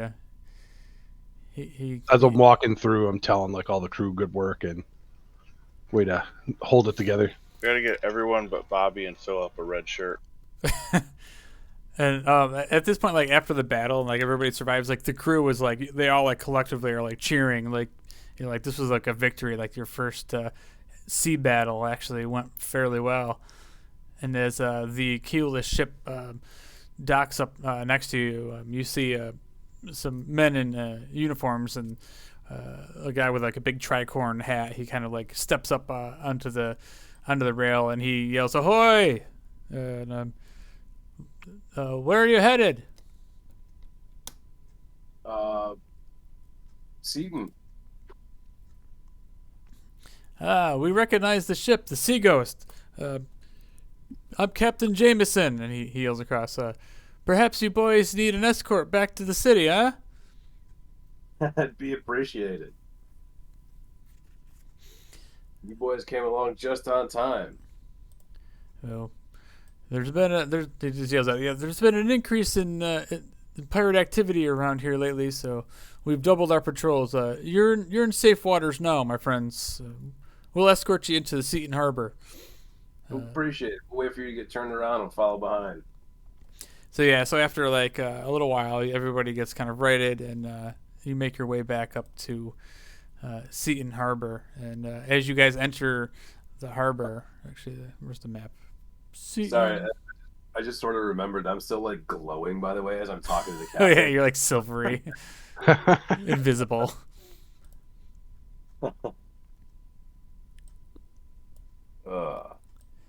I forget that happens sometimes. It's just like it just makes me chuckle. So you guys make your way back into like the harbor of Seaton, and you see there's a whole bunch of warships like docked in the harbor. There's the typical like merchant ships, the smaller ships that you guys are used to seeing in the market district. But like in the harbor, there's kind of like a barrier, like a blockade of ships as you kind of come through, and some of the deckhands and stuff they kind of like nod to you as you if they escort the Sea Ghost back into its docking bay over here. Did we? Did I have them fill the ship with alcohol to bring up here to sell? Oh, I don't remember. I don't remember either. I knew that was like the idea is to sell it everywhere. If not, I'll just fucking try to swing my Yeah, I don't wares think you and guys send brought it any back. because you guys took the wagon up to. And then they gave us the Sea Ghost. No, we had the Sea Ghost Oh no, but you came back prior. home. Yeah, so yeah, We you went probably. home. Yeah, I think you would have brought a few casks of the stuff that was. I'm ready. not like expecting it to be like full, but like I figured I would have brought something because we're trying to be like a trading ship on the way up. That we're kind of trying to be nonchalant about going up there, right? Yeah, I think you brought some of your special stuff that Pinkerton had put together for you. Nah. Yeah, so you guys make your way into to Seaton Harbor. You're back on the docks in the East City. That's the walled, fancy part of the city. I want to go up to find the harbor master and work out plans to get the ship patched back up to brand new, and maybe find another crew member. Maybe we'll get 2 or 3. And give him a red shirt. Oh, you know, you know what? Actually, I think didn't they give us this crew? The king did with the ship. They did, yeah. Maybe we can just talk to whatever captain of the like harbor master or whoever, and see if they have some more people willing to join a ship that's definitely seen some action and will probably continue to. Any young, new, promising recruits. Yeah, so you guys totally do that. You go around the harbor master's, he's like, you guys are welcome here anytime. And they start fixing up the ship, and we can talk to the commander of the guard and see if there's any new recruits that we can outfit with you. But it has to be run through the king first to see if they can spare a man. Right now, it's kind of difficult with all the patrols that we're stepping up. But I know who you are, and I know you're in the good graces of the king. So I'm sure something can be done. Appreciate that. Also, we could use if you have a flag we could fly. Whereas now we got no real colors. Yeah, so he grabs you one of the flags, the Keelan flags, the black and white griffin. I want to give him a bottle of liquor of my finest. And he kind of like looks over his shoulder and he's like, much appreciated. And he kind of sticks it into his vest pocket. Don't forget us. Side note, quick question: would we have had time to take a short rest during the? Yeah, because you guys were only halfway. Well, you were probably halfway between the mine and Seaton, so it would have been. What's the time? Seaton to Saltmarsh to Seaton was 100 miles. So, and you guys were like halfway there, and then halfway over there. So yeah, like 25 miles. So it would have taken you, a couple hours to get there. Probably like 4 hours. So. Nice. I was. So you guys definitely could take a short rest if you guys wanted to roll some hit dice or whatever. Oh, definitely. Thank you. Sorry, before we start going off in the city and get into who knows what, because we're we get into the shit. I gotta heal back up a bit.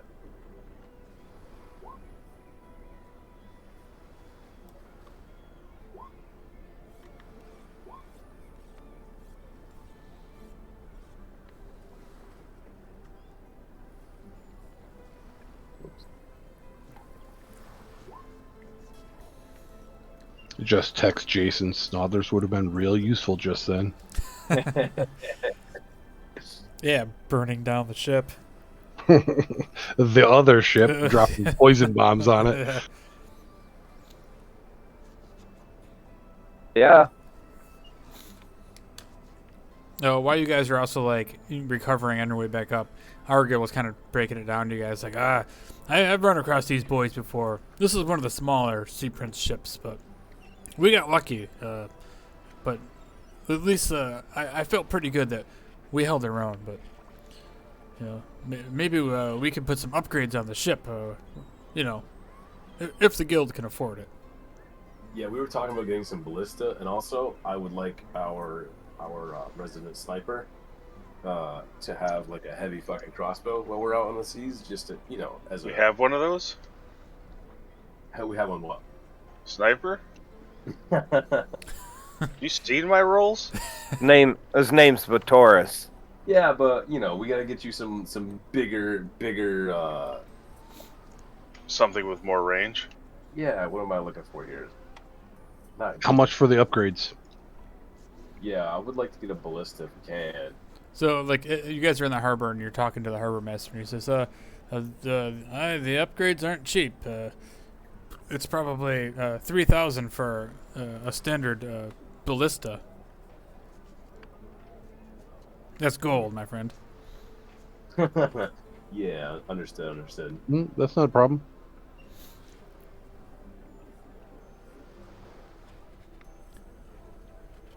For 5,000, you can get a, I don't know what you call them. They're like a catapult. What's the Catapult or do? trebuchet? Yeah, they call them like a mangonel or something like that. It's like it looks like it's like a ship catapult or trebuchet. It'd probably be a catapult. Trebuchets have a counterweight. Yep. What kind of shot do you have for a catapult? Oh, we did have this standard heavy shot. You can get upgraded steel shot. They have like you guys kind of like this whole area has got like warehouses and stuff, and there's like it's kind of like a shipyard. And you look around and like you see them like kind of arming up some of the ships, and they have like these large like polished stones that they use as like their standard shot. Then they have these like large like steel balls that they use that are the heavy shots. He goes, yeah, these are the ship killers right here, but they'll cost you a little bit more. I look over. I was like, I got $2,000 for the ballista. Who's gonna cough up the extra? Yeah, I mean, I'll take the other third of that. You said it was $3,000 for a ballista, right? Yeah, Wait, what? $3,000? yeah. $3K for one ballista. I have 2 that I'll put up. Money is nothing to me. Yeah, I'll have like 600 I can put up. Anybody wants to take the last 4, or everyone do like 100, or it's up to you guys. So he points over at like some of the shots and stuff too. Like so, standard ballista is like 2. I think it's like 2d10 damage. Then he kind of like shows you some of the catapults, and he shows you like the standard stones. He's like, oh yeah, these are 25 gold a piece. They'll do 3d10 damage. What's the ranges?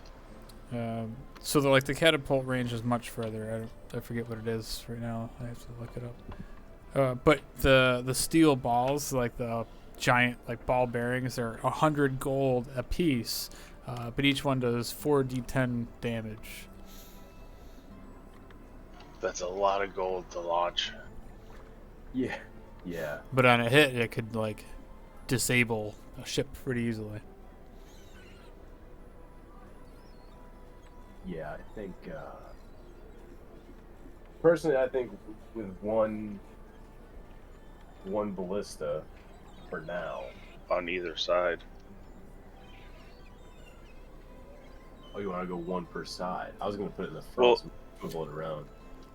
It's kind Yeah, of but if they're behind us, Yeah, one on the front, one on the back. The Sea Ghost is kind of narrow, and the Bliss is a little bit large. But yeah, you could easily put one in the front, one on the back. That's $6,000. Yeah. You guys might need to do some quests to get some money. I'm thinking we can do something else if we're being pursued again. I have some other potential ideas. We can maybe come up with something. I think we should get at least one ballista. Yeah, I think ballista for the front, and then we get some fire barrels, so they have to at least like go around or whatever. you mean like a mine? Yeah, Do those exist? I mean, An oil barrel that you just throw overboard and someone fucking shoots a lightning bolt to let it on fire. Oh yeah. that works. See, I was gonna say we just take an oil barrel and like light the light the top of it on fire, so that when they They roll off like a big Molotov. I was thinking more like throw the barrel in the water and wait for the boat to get near and kapoof! Yeah, I mean that's You even can do better. that too. Hit it with a Lightning bolt the shit out of it. Yeah. So let's go. Yeah, let's go see what we can get for some barrels of oil. Well, let's figure this ballista out, and then we'll do our business with the king and all that, and maybe we'll get paid some cash, and maybe he could help us arm the ship a little better. I mean, maybe, but he's probably gonna put all his ballista into his ships. Oh, I was wrong about the damage too. Before you guys start like buying stuff, the mangonels, like the catapults, the stone ones do 5d10 damage. Ooh. That's like the basic ones that are 25 gold a piece for like these giant like smooth rocks. The other ones do, we'll say for 100 gold they do 8d10 damage Jesus. for the steel balls. Hmm. And the range on the mangonels are 200 short and 800, or 200 feet and 800 at disadvantage. Gotcha. We are kind of working for the king, so maybe we could persuade him to get a deal. to help us out. You know, if we're gonna help him out, we're gonna need our boat to be a little bit more beefier than just a little fucking merchant vessel. You know what I mean? Gotcha. Yeah, I mean, we are going to bring him something right now, so it's not like we're going there being like, hey, dude, give us some free shit. We got information. We'll give it to him and hope he bites. Yeah. I mean, I have some gold. You need it for your armor. I need It's not to going to get be cheap. I need to get what I got to get first. Yeah. But then Well, I have... I'm not expecting, because I know you're in a bad way. No armor, no shield, or no axe. Who's to say we're going to get tacked on the water again, you know? I think with the flag, I think the flag should help us out too.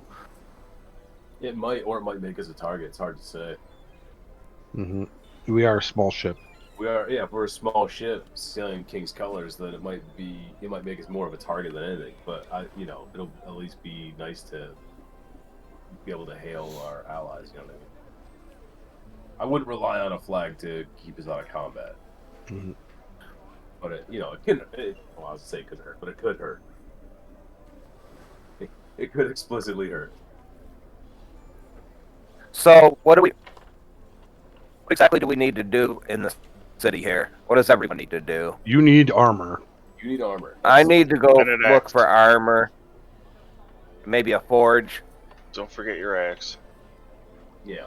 Well, he might try to fix his with his That's magical what the like ointment shit that he's got. If they let him use their forge. Yeah, he's a dwarf. Maybe we'll get lucky. Oh, look for I mean, as javelin. soon as we're done with our business here, that's why I'm kind of trying to figure out what we're doing. That's like, we got to get out of the harbor master's area. I mean, if you want to dip out now while Hector and I talk to the harbor master, I mean, you could take someone with you and go search for armor and shit. Unless Hector's got to go too. No, I'm all set for armor, weapons, all that kind of stuff. I got. Yeah, so if you want to go, Yuri, and look for armor, and you could ask this Come harbor on, master might know. Maglar. Come on, Maglar. Let's go. We can talk to your brother.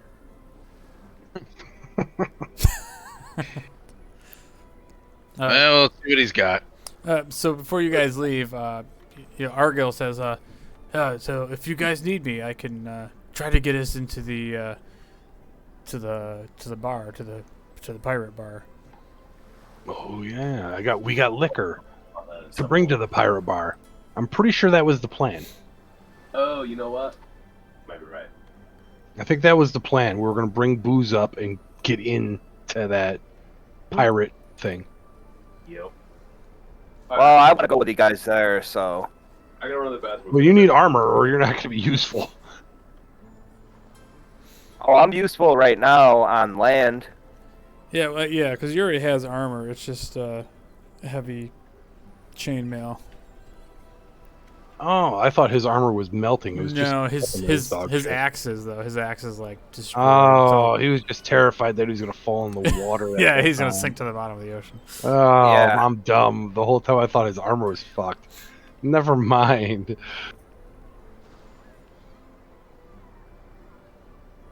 Either way, I want to try to haggle with the harbor master to see if we can get a cheaper deal since we're working for the king. All right. Should we go talk to the king?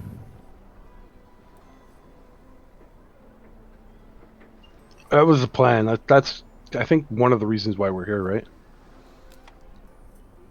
Yeah, I think originally you guys wanted to fill the king in on some things. Well, do you need the journal? Am I the only one that has the journal?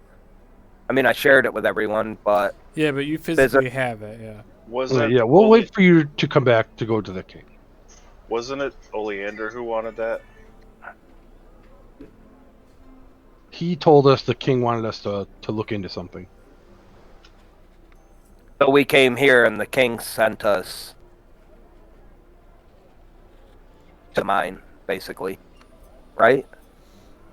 Well, the thing that they wanted you to do was Eleander wanted you guys to look into the missing supplies that were not showing up at the mine.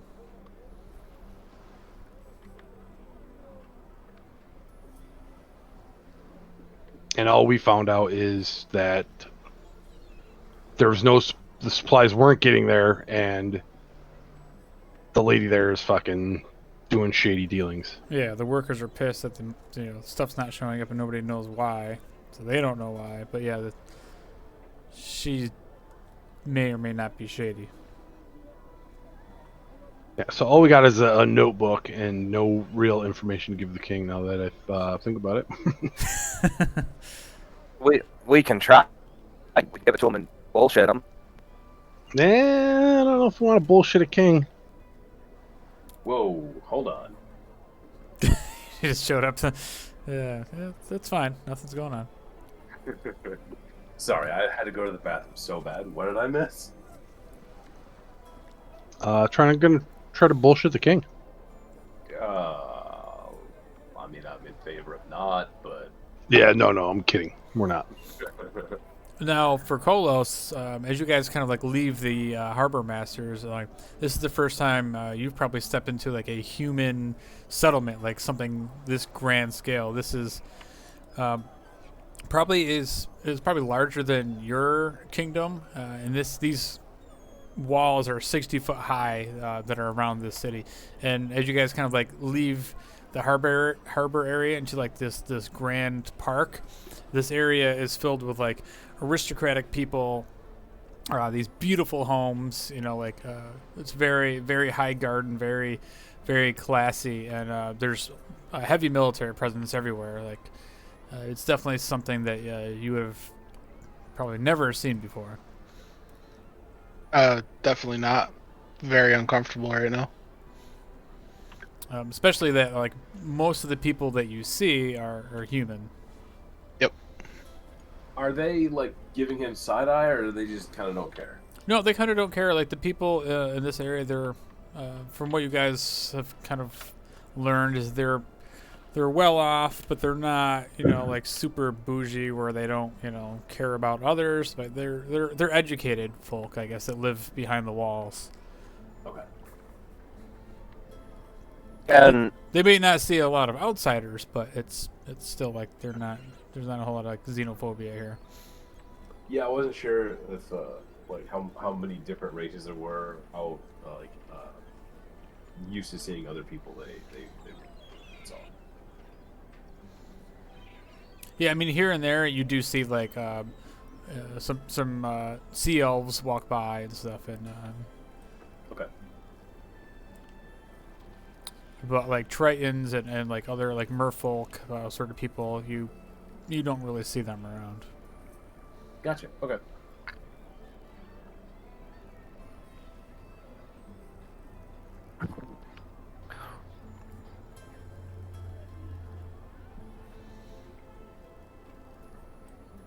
All right, so Megler, what do you want to do that you're tagging along in this city here? Well, I want to go look for a new javelin. Okay, so you're gonna head to the market district.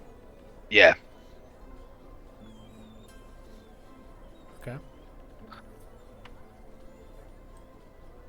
So as you like leave the city, like the walled part of the city, the market was in the different part of the city. It's kind of an open air market mixed with all sorts of stalls and stuff.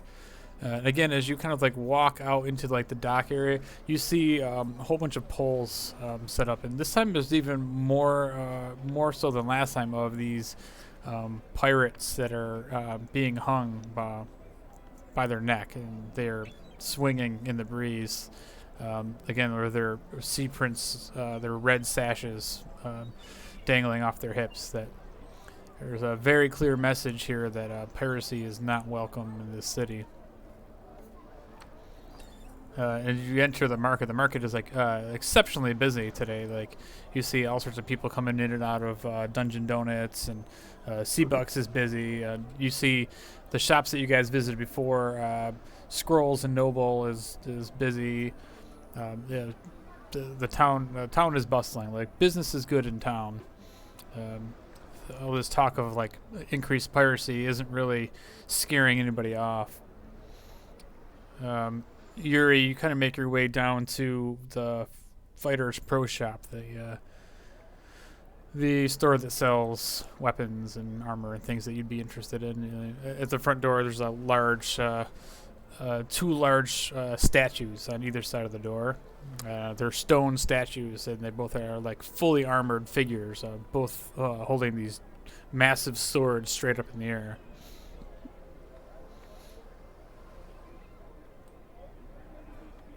I'm gonna slowly walk in the door. Is it like midday right now? Oh yeah, it's like late morning, Prime time. prime time. Yep, shopping is busy. Everybody's out and about.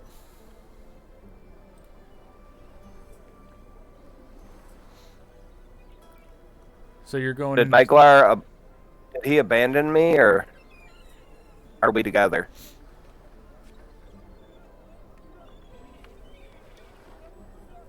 Meglar, what are you doing? Finding that store that has the javelins, if they got them. So that would probably be the same place that Yuri's going. That's like the main, like weapon dealing store. You do remember that there was this store back here that was the All the Rage. It was called All the Rage Battle Axe Shop. That that half orc guy that you had known from a past life was the owner of, but for the most part, if you're looking for weapons, like everybody goes to this store. There's all sorts of signs out front, like buy all your fighting needs are all here. One stop shop. All right, I'll just stop in there first. It's All right, so the pro shop. All right, so who's going into the Fighter's Pro Shop? I'm going in for sure. I'm going to the bar. Okay. Then I'm gonna go to Dungeon Donuts after this. Nice. So you're gonna go to Dungeon Donuts. Fossen, you're going. I'm gonna bring a cask with me.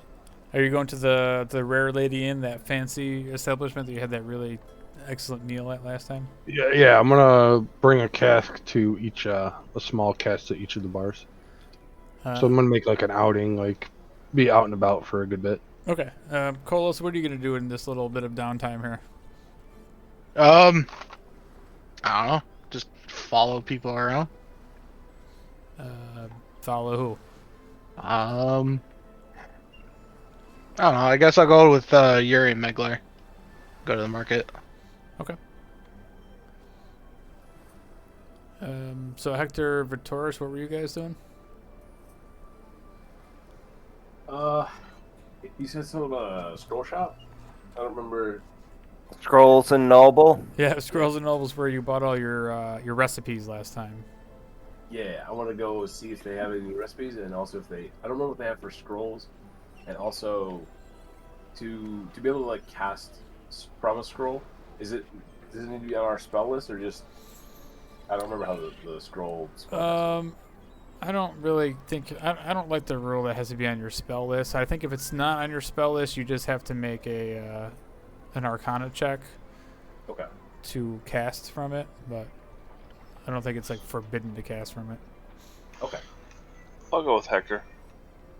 Okay. All right, so we'll start with Yuri, Meglar, and Kolos as you guys walk into Fighter's Pro Shop, and you walk past the two giant stone statues out front, and you open the doors, and inside you see a whole bunch of other customers in there. There's like this really grimy looking guy. He's got like just like grease. You can just see it just like dripping off of his hair, and he looks like he hasn't showered in days.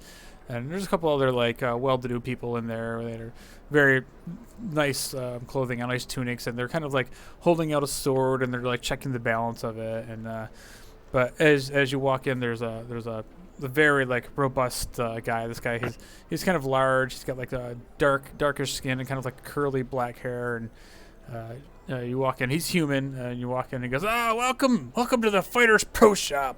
My name's Samuel Axon. Come on in, motherfuckers. and you guys walk in, and you see that like there's racks of like weapons and swords and armor on like these like mannequin racks all over the place. It's like Yuri, your like eyes light up like, wow, this is the place I need to be. This is a legit place. Yeah, this is the place. So we got it all here. What are you looking for? We have all your regular weapons, and he goes like he points in the back and like up on this like there's like a little fenced off area, and kind of like up on the wall in the back, we have some specialty weapons here that I get imported in from Liara. I got the best weapons in all the land. They were made by the greatest magic crafter, Willem Durabante. So if you're looking for weapons, I've got all the good. I got all the good stuff. I kind of chuckle and proceed to tell the guy that I am the world's best craftsman. And he kind of like raises an eyebrow. He's like, huh? Oh, I've never seen your work. What's your name? Runestone. And then he kind of like raises his voice to everybody else. Hey, has anybody heard of Runestone? And everybody else that's kind of in there, they kind of like stop what they're doing and they look up and they're like, all like again, they're like, no, and they just go back to doing their work, or go back to like looking at their stuff. Feel somewhat insulted, but anyway, I don't feel like I'm fancy enough to be shopping here. I'm looking for some armor to replace this heavy chainmail. Oh, that is some nice armor you have there. Would you like to sell that? Maybe we can make some sort of trade. I don't think so, my friend. I've spent the better part of a century making this armor. It's a family heirloom. So why are you here buying armor? Why don't you just make some armor? Not that I won't take your money or anything, but I need something strong, lightweight, and something perhaps I could swim in. we do have one set of that swimming sort of armor, but we have a couple different things that you might be interested in that are strong. So he kind of like points up to the wall, and he brings you back past the wall of like magic swords, and then brings you to the back, and there's like another area that's kind of like roped off, and he yells over to one of his other workers, and he's like, "Hey, Billy, keep an eye on the store." And he kind of like brings you out to the back, and there's another section of like I said, there's these mannequins back there with like the armor draped over it, and he points out a set of adamantine armor. It's a chain shirt. You see this thing like this glistening silver, and he goes, "This is excellent. This is very lightweight, very strong. I have this stuff if you want to swim. This is some mariner's armor. This will allow you to swim while wearing chainmail. I have some more chainmail. So like everything in here, you notice is all metal armor. He doesn't have any like leather armor or anything like that. And so he has a couple different sets of chainmail. You have like your regular sets of chainmail. He has some like +1 chainmail that's stronger. It gives you like an extra +1 to your AC. He has 2 different suits of chainmail of cold resistance and one of fire resistance. The adamantine armor makes it so if you criticals don't affect you. So he shows you his selection and says, "Try some on, see what you like."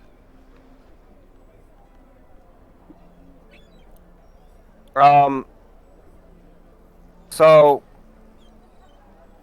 we're part of a team working for the king to rid the city of piracy. Okay.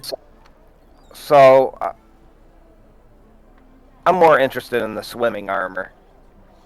We also have like regular armor if you're looking for the plain Jane model, the working class model, and he points back up like to the front where he has like, you know, just whatever you can find in the player's handbook for like your traditional chainmail or even plate armor. They have that in there. But if you want to swim, here you're gonna be interested in this. And he pulls down this this particular armor, and it feels lightweight, and it's got like kind of like a bluish green tint to the rings and the chain, and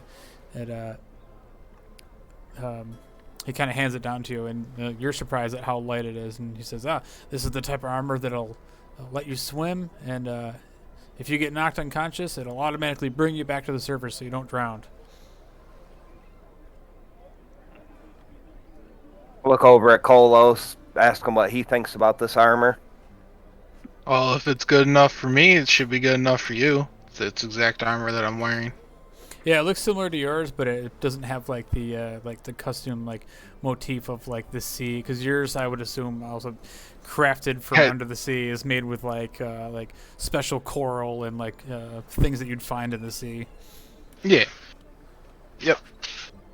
Like shells and stuff like that for like ornate details. So it's not exactly the same, but it's basically the same. What are you looking at price-wise for this armor? Oh, this is a standard 1,000 gold model. I'm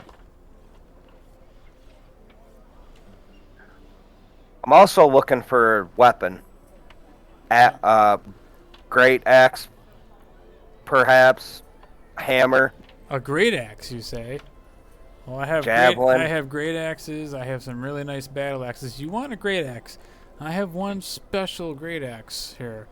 Here, follow me. And then he brings you back to like another back room. And in this back room, inside this case, he opens up this case, and there's this large axe in there. And you see this thing actually kind of like glows a little bit with this yellow glow to it. And he's like, isn't she a beaut? And he goes and picks it up and he hands it over to you, and it's like it weighs like practically nothing. And you actually run your finger along the edge, and it's sharper than anything you've ever felt before. It's a +2 great axe. Start elevating a little bit, just a little bit. Don't be drooling on my product now, son. And so he kind of pulls it back a little bit, and he's like, I don't know if you could afford a pretty little instrument like this. How much is this? Oh, well, this will run you 5,000 big ones.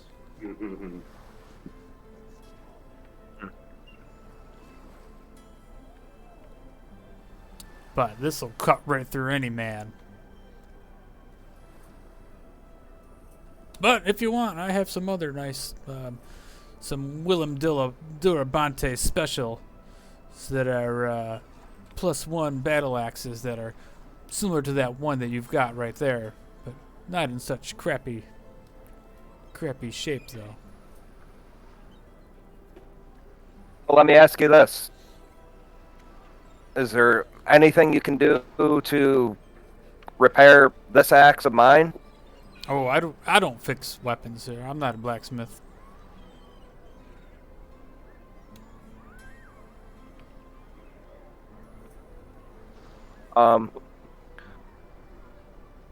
What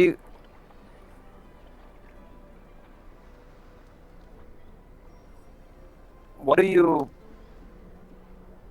What else do you have for weapons? So he brings you out to like the main rack. He has like all the regular magic weapons, and the first thing you do notice that like all these magic weapons have like a faint blue glow to them, like not like glowing like they're like blinding, like, but they give like off this like faint like blue haze to them.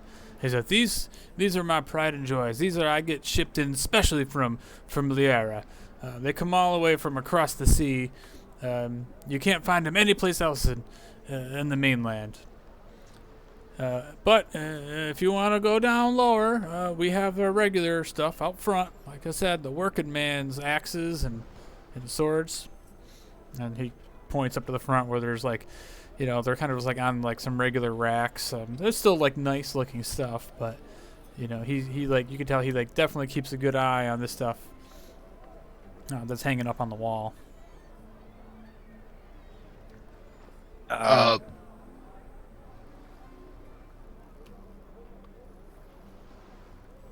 don't y'all talk at once now, you hear?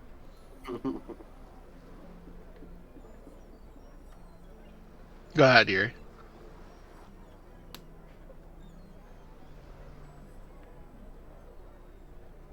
I'll definitely take the armor for 1,000. So you want the armor for 1,000? I definitely want the armor for 1,000. Okay. So he tells you that the +1 weapons that are magic weapons, +1 battle axe is 2,000 gold. Your regular stuff is going to be whatever you're going to pay in that player's handbook. So it's. So you can take that mariner's armor and you can go ahead and have that scratch off 1,000 gold.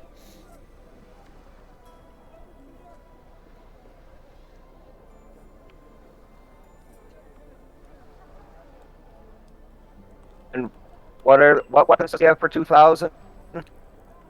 Weapons for 2,000. So those are the magic weapons that kind of like have that blue glow to them. And he's got there's a couple long swords, short swords. There's a couple battle axes, a couple rapiers. He's got a whole bunch of daggers.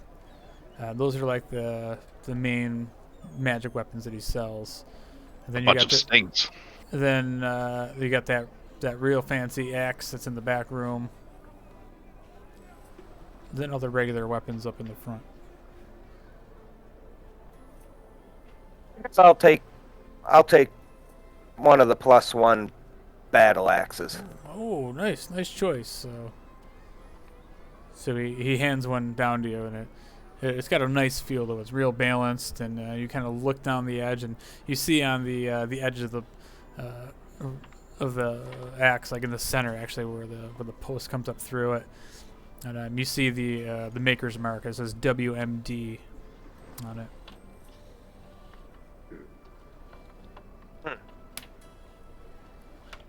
Fine, Yeah, I'll take a fine snap. looking blade, isn't she? That it is, my friend. So that'll be 2,000 for that. So 3,000 total. 3,000 total. All right. That wipes me out, but Damn. I'm back.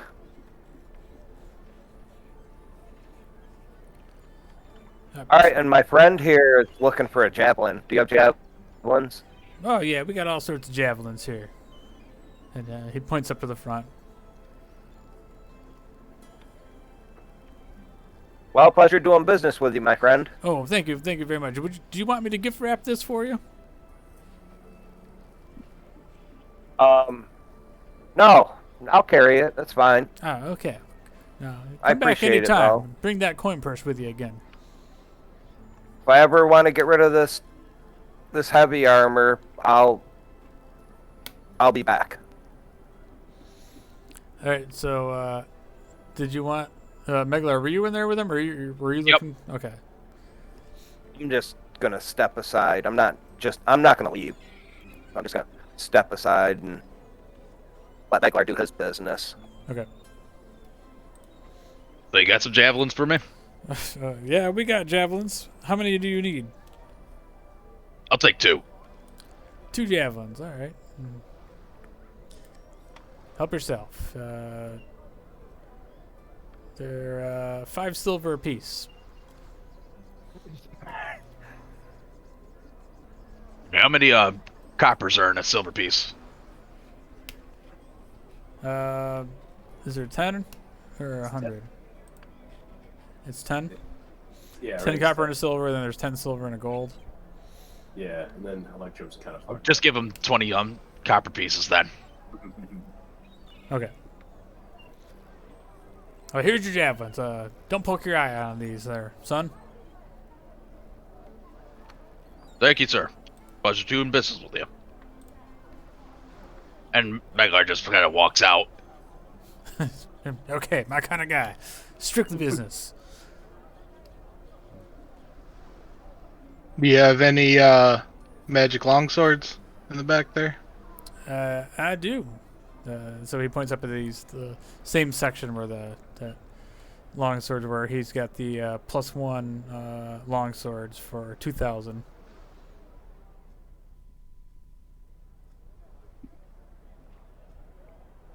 All right. Pose a trade. Oh, a trade, you say? What you got? I take my longsword off my belt, sheath and all, very ornate. Put it on the counter. I got this sword, made by the finest craftsman in my city. You'll never see another one like it. What's so special about this thing? It'll never rust. Oh. It'll never pit. And it'll stay pristine the rest of its life. Ooh, I do like the sound of that. Well, how much would you want for this thing? Well, you say 2,000 for your +1 longsword there? Yeah, that's what I said. Alright. How about, we'll say 1,500 and I'll give you 500 gold. Yeah, okay, I could do with that. That's about what I was going to offer you for this thing. This is a nice weapon. And shakes your hand and hands you this longsword. Alright, sounds good. So it's a unrusting longsword that he has in stock. Yep. All right. He says, "Yeah, my stock has been running low though, pretty as of late. I heard a rumor that Willem he passed away. He was found murdered, and his shop was burned down out in the area. But sad, I heard his apprentice was trying to build the shop back up, but I'm sorry. I didn't know it'd explode.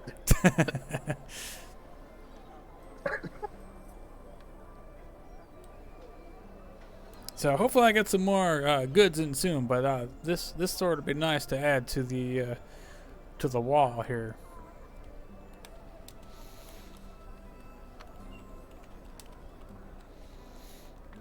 Still don't know what the hell that greatsword was.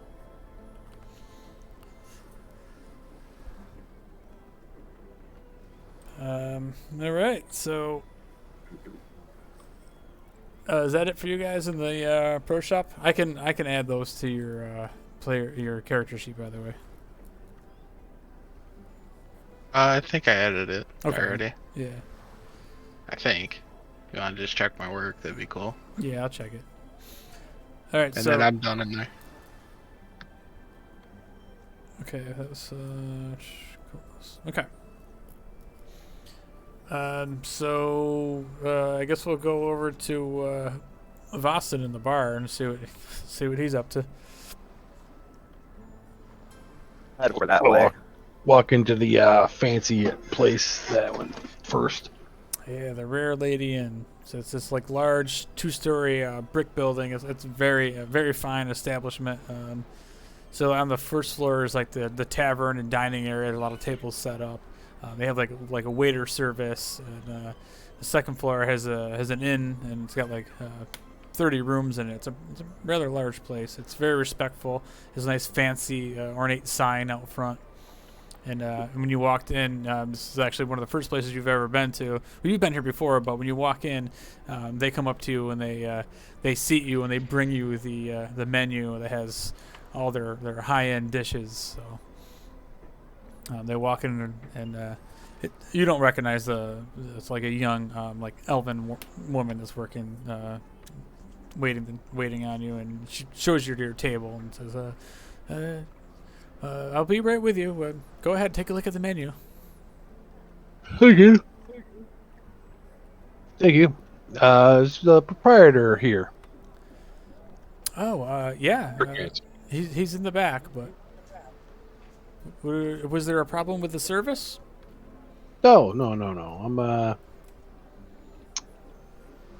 a sort of an alcoholic. Excuse I me? mean, that came out wrong. I mean, I like to drink. I mean, wait. I have some booze. Okay. Did you bring your own booze here? That's against our policy, sir. I mean, I have some maybe he would like to purchase. Oh, okay. Well, I don't know much about this or anything, but I could go get Gerald. He'll probably be willing to talk to you. Yeah. In the meantime, I just point at like something, and she's like, "I'll take one of these." But she looks at you. She's like, "Now I do have to warn you.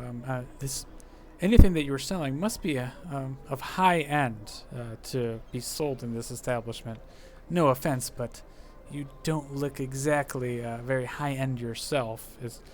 She kind of looks at your like rags of robes that you're wearing with your wraps on your hands, and I'm just like still staring at the menu and just pointing at it and just like pretending I don't even hear a single word she's saying. Like this right here, whatever that is. I guess.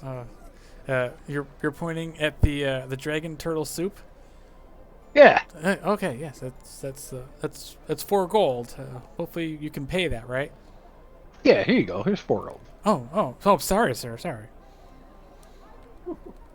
And right away, sir. And I'll get Gerald to have him come out here and have a word with you. Thank you. So she rushes off to get your order, and it's a pretty busy place. So like again, like nobody's really paying you any mind. Everybody's kind of like eating these like fancy plates. There's like these large plates of these the roasted bullywug legs. The Sahaugen caviar trays. There's people that are just like gluttonous sitting there like eating, and like these people with like very fine cloaks and fancy hats. It's definitely an upscale restaurant, and so you can imagine the sight of this guy Vossen sitting in there. Just he's got his quarterstaff leaning up against the table, and So a couple of minutes later, this thin guy comes out, a human guy, older. He's got small spectacles, and he comes out and he goes, "Yes, I heard you'd like to speak to me. The name's Gerald Fieldson. I'm owner of this establishment. You something about some alcohol, perhaps, that you like to sell? No, it must be very high end, or otherwise this conversation is over, my friend." Yeah. It's perfect. You'll love it. It's the best stuff you'll ever have. Well, we have a very very high end clientele, so if it's not, I'm sorry, but I'm gonna have to say no. Is there? What is your reputation like? I don't recognize you. Well, I'm fairly new at well, I wouldn't say new at this process, but I'm fairly new at selling my wares. I usually keep it for myself. So you're saying you're an alcoholic? Yes, that's what I did mention earlier. Okay. So where are we going with this exactly? As you I've can see, I'm been, very busy right now. I sell to a lot of the bars in Saltmarsh. I figured I'd come up here since I'm doing work for the king, and might see if you would like some, or even would like a sample of it to maybe try to sell here. Well, no offense, but I've Free been to of charge. Saltmarsh, and I've had the swill that they drink down there. It's nothing to brag about. And You haven't had my stuff. If people in Saltmarsh can afford this, then I highly doubt it is worthy of being sold at my establishment. It's a new brand. It's what's called Black Charger. Oh, Black Charger. Where does this name come from? Something me and my associates came up with. Okay, I'm interested now. I pull out the bottle, and it has like a symbol of a two-headed dragon. Not like a two-headed, but like a yin-yang dragon on the side of it. Yeah, it's like embroidered like in like a almost like a silver coin on the side of it, with it like stamped on the glass bottle. Oh, this is an ale? You could say so. Oh. Do you mind if I I taste brought it here for you. This is yours to keep. Oh. So he sits down at the chair opposite you at the table, and he pops open the cork, and he pours a little bit in a glass, and then he brings it up to his nose, and he swishes it around and smells it, and he goes, and it has a sweet flavor to it. What is this? I can't quite. And he kind of like sips a little bit of it. And he's like, sweet, but yet it's got a nice little punch to it. Yes, it's a lot stronger than you would think. I got it from special fruits I've gotten around the exotic areas. And he takes it back, and he kind of like clears his throat. It does got a nice little burn, but I can taste the fruitiness. It's almost citric. This is very interesting. Where do you get the fruit from? Well, I don't want to give my secrets away. Well, this is very interesting. What how much would a case of this run me? Or do you have a whole cask of it that I could possibly? Yes, I do have a cask I will give you, and you could, see how it sells here, and then we could talk. I have an associate that takes care of that back in Saltmarsh, and if you like it, you could send a message to Pinkerton Ferndizzle down in Saltmarsh. Okay. Well, I think we could have a deal. How much are these casks gonna run? I mean, I'm gonna have to mark them up, so we all need to line our pockets a little bit. Well, again, I made a bunch of casks and testing the waters, if you will. And if you're going to be able to sell it for a good price, I'll give you a deal. Okay, excellent. So I'll take a cask and I will see how it works on the menu. And Excellent. We'll see where it goes. And your name again, sir? Boston, boss. And he reaches out and shakes your hand. I reach out with my tattered robes and fairly unclean hands and just grab a hold of it and shake him. And he looks a little disturbed, but at the same time, like the quality of the product is really well. So he thinks he's. You can kind of think to yourself that he thinks he's gonna get some sort of deal over on you. Like he might feel like he's smarter than you. You know. Mm-hmm. Yeah. It's like don't forget. Wait. Yeah. Get a hold of Pinkerton. Okay, I will do that. It was a pleasure meeting you. Here, and Pleasure meeting.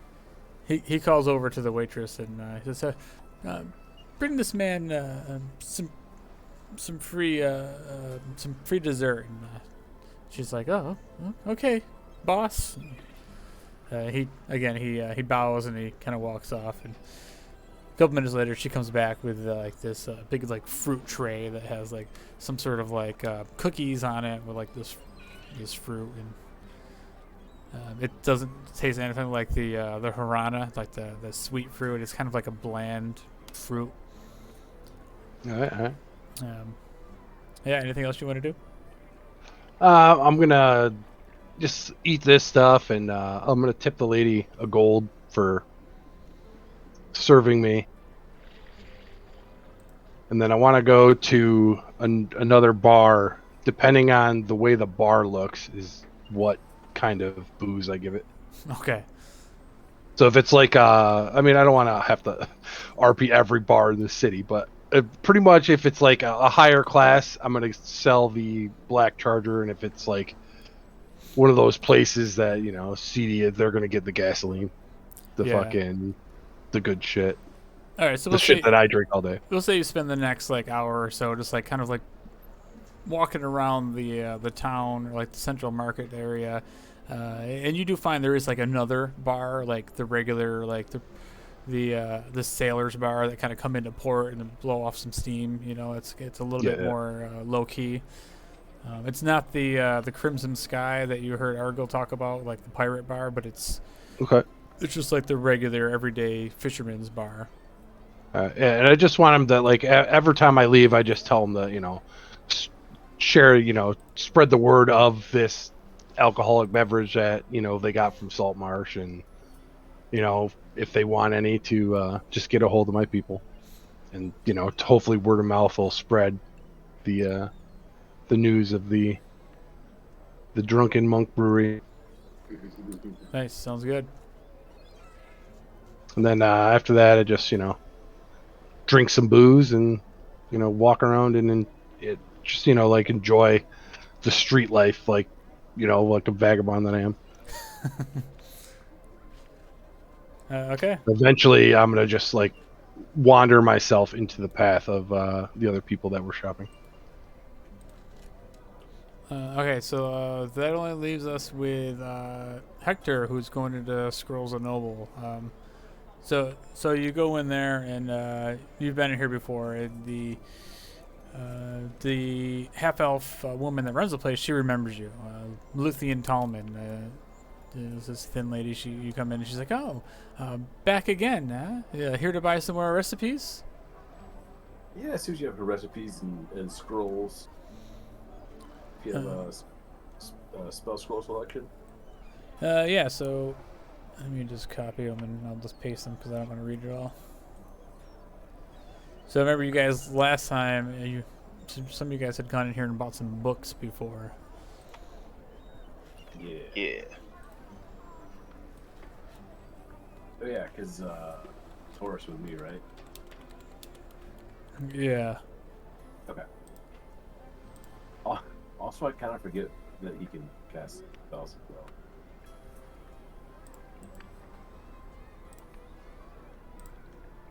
Alright, so you should be able to see that now.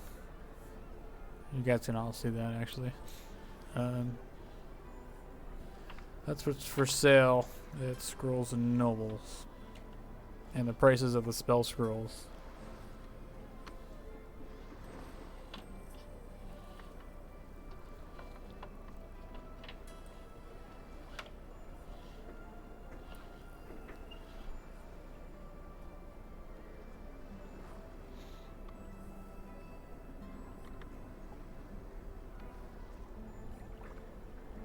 Oh, I didn't put the prices. Hold on, let me put the. Yeah, they're Oh, for the potions. Yeah, the potions. I don't know if you're planning on buying any recipes, 'cause I think you were pretty much like bought all that stuff last time, but she doesn't really have anything new from the last time you were here like a week ago. Yeah, it's fair.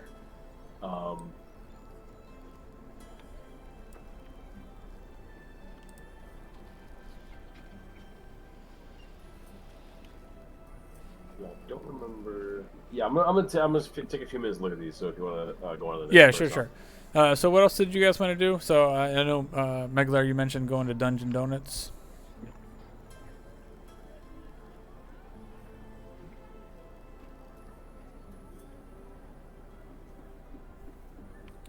Or not? Well, I want to dip somewhere and change my armor. Possible. Are we going to be in town long enough for me to do that, or? Yeah, I mean, it's like probably a good hour or so. You guys are kind of all shopping around, doing your own thing. Bowson's off selling his liquor to the city, and so yeah, I'm sure you could kind of dip off somewhere in an alleyway or behind a tree or something, or even make your way back to the ship at some point and swap out your armor. I should probably get some more crossbow bolts.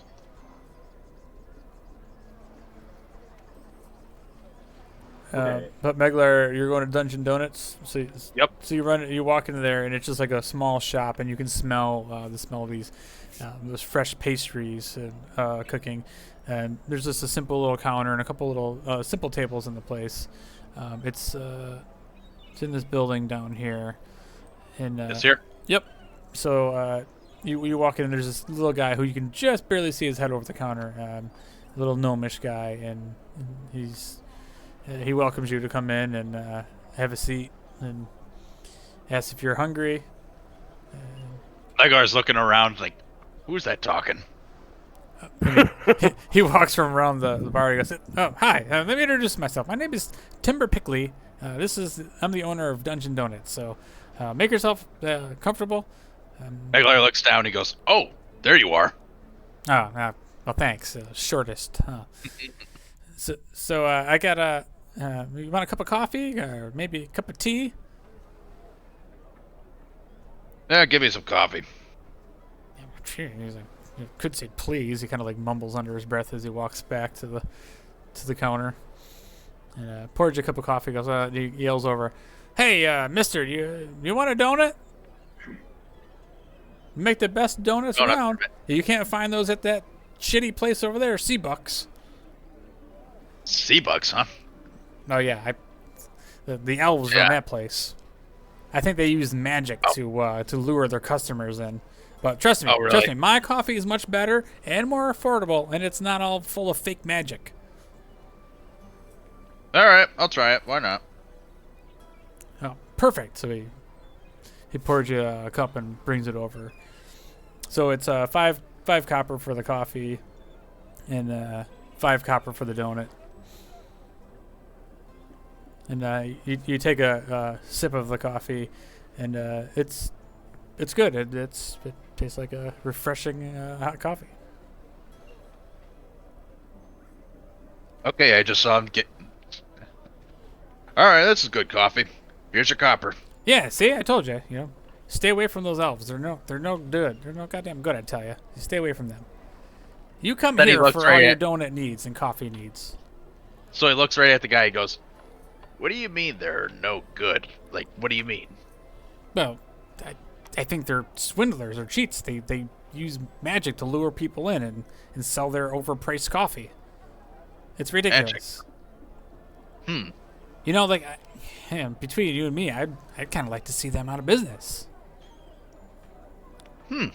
Maybe, just saying this, like, between me and you. And he kind of looks around nervously, like, I could throw you some money if you could maybe, dig up some dirt on maybe spreading the word that, they're no good. Get them closed down. Make me the #1 coffee shop in Seaton. Yeah? What do you think? So you want me to spy on these guys? I'm just saying, maybe. I'll give it some thought. Yeah, you do that. Here. And he pours you another cup of coffee. Here, on the house, buddy. All right, thank you.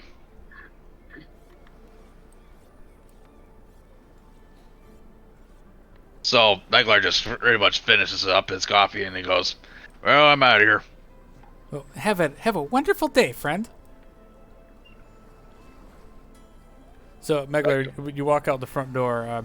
You see next door is the big sign for Seabucks, and out front there's this very finely dressed elvish man, and he's actually out like giving free samples of these little tiny cups of coffee to people that are passing by, and he's like, "Free sample? Would you like to try some of the world's greatest coffee?" And people are stopping by and they're drinking. They're like, "Oh, this is amazing," and they drink it, and they all instantly come right into the shop.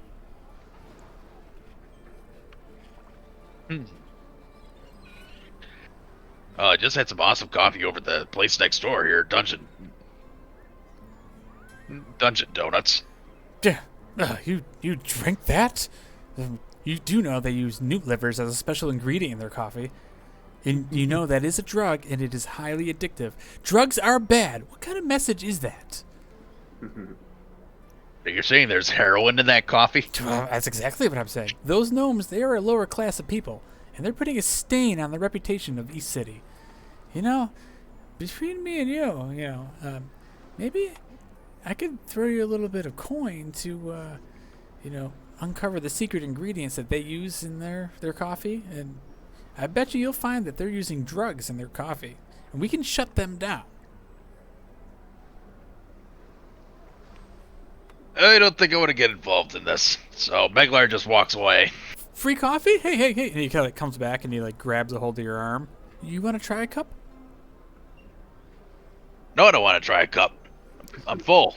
Oh, you don't have to be so rude about it. And then he just lets go of your arm and he walks back to the front of the store. All right, Meglar's just gonna try to find the other folks. Okay. Hector, did you figure out your list of stuff you're buying? One more I gotta check on real quick, but I think I just about got to figure it out. Okay. While I'm walking around, is there I'd say almost like a library or somewhere where I could ask questions about if anyone knows anything about the Citadel of Candlekeep. So I'm trying to think of a name of a place that would have information on that, almost not like a historian place where they keep I guess I guess a library. I guess it would be a good place, I think. So in the market district out here, it's pretty much just shops of things for sale and stuff. So there's no library or anything per se. I guess the only thing that for knowledge sort of thing base would be maybe out here in the market district would be where Hector is at Scrolls and Nobles, where it's got a lot of books for sale and things like that. All right. Yeah, I'll just pondering out as I'm walking and drinking, thinking of all the shit that's gone down and what happened with the mine. And be like, what the hell was that place called? Maybe there's somewhere around here that could have some kind of information about it, and then I'll start wandering and asking, people if they know, hey, where would be a good place to get this cool book?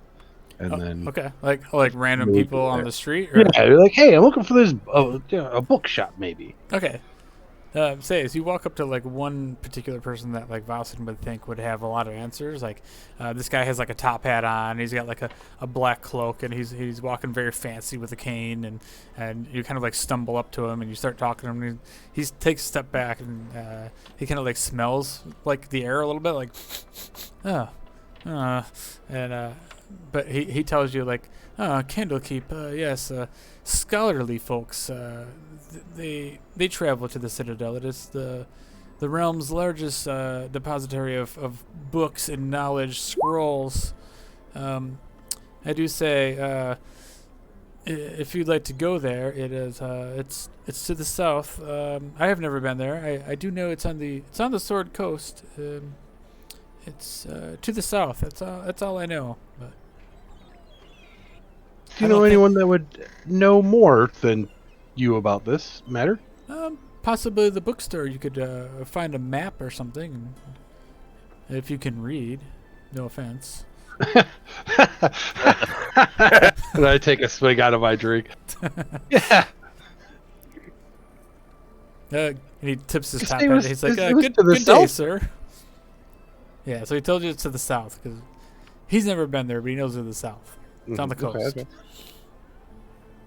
And then I head to the bookstore. Okay. So Hector, you're just buying your stuff? Yep. There's the scroll. It should be 800 gold, right? Yep. Perfect.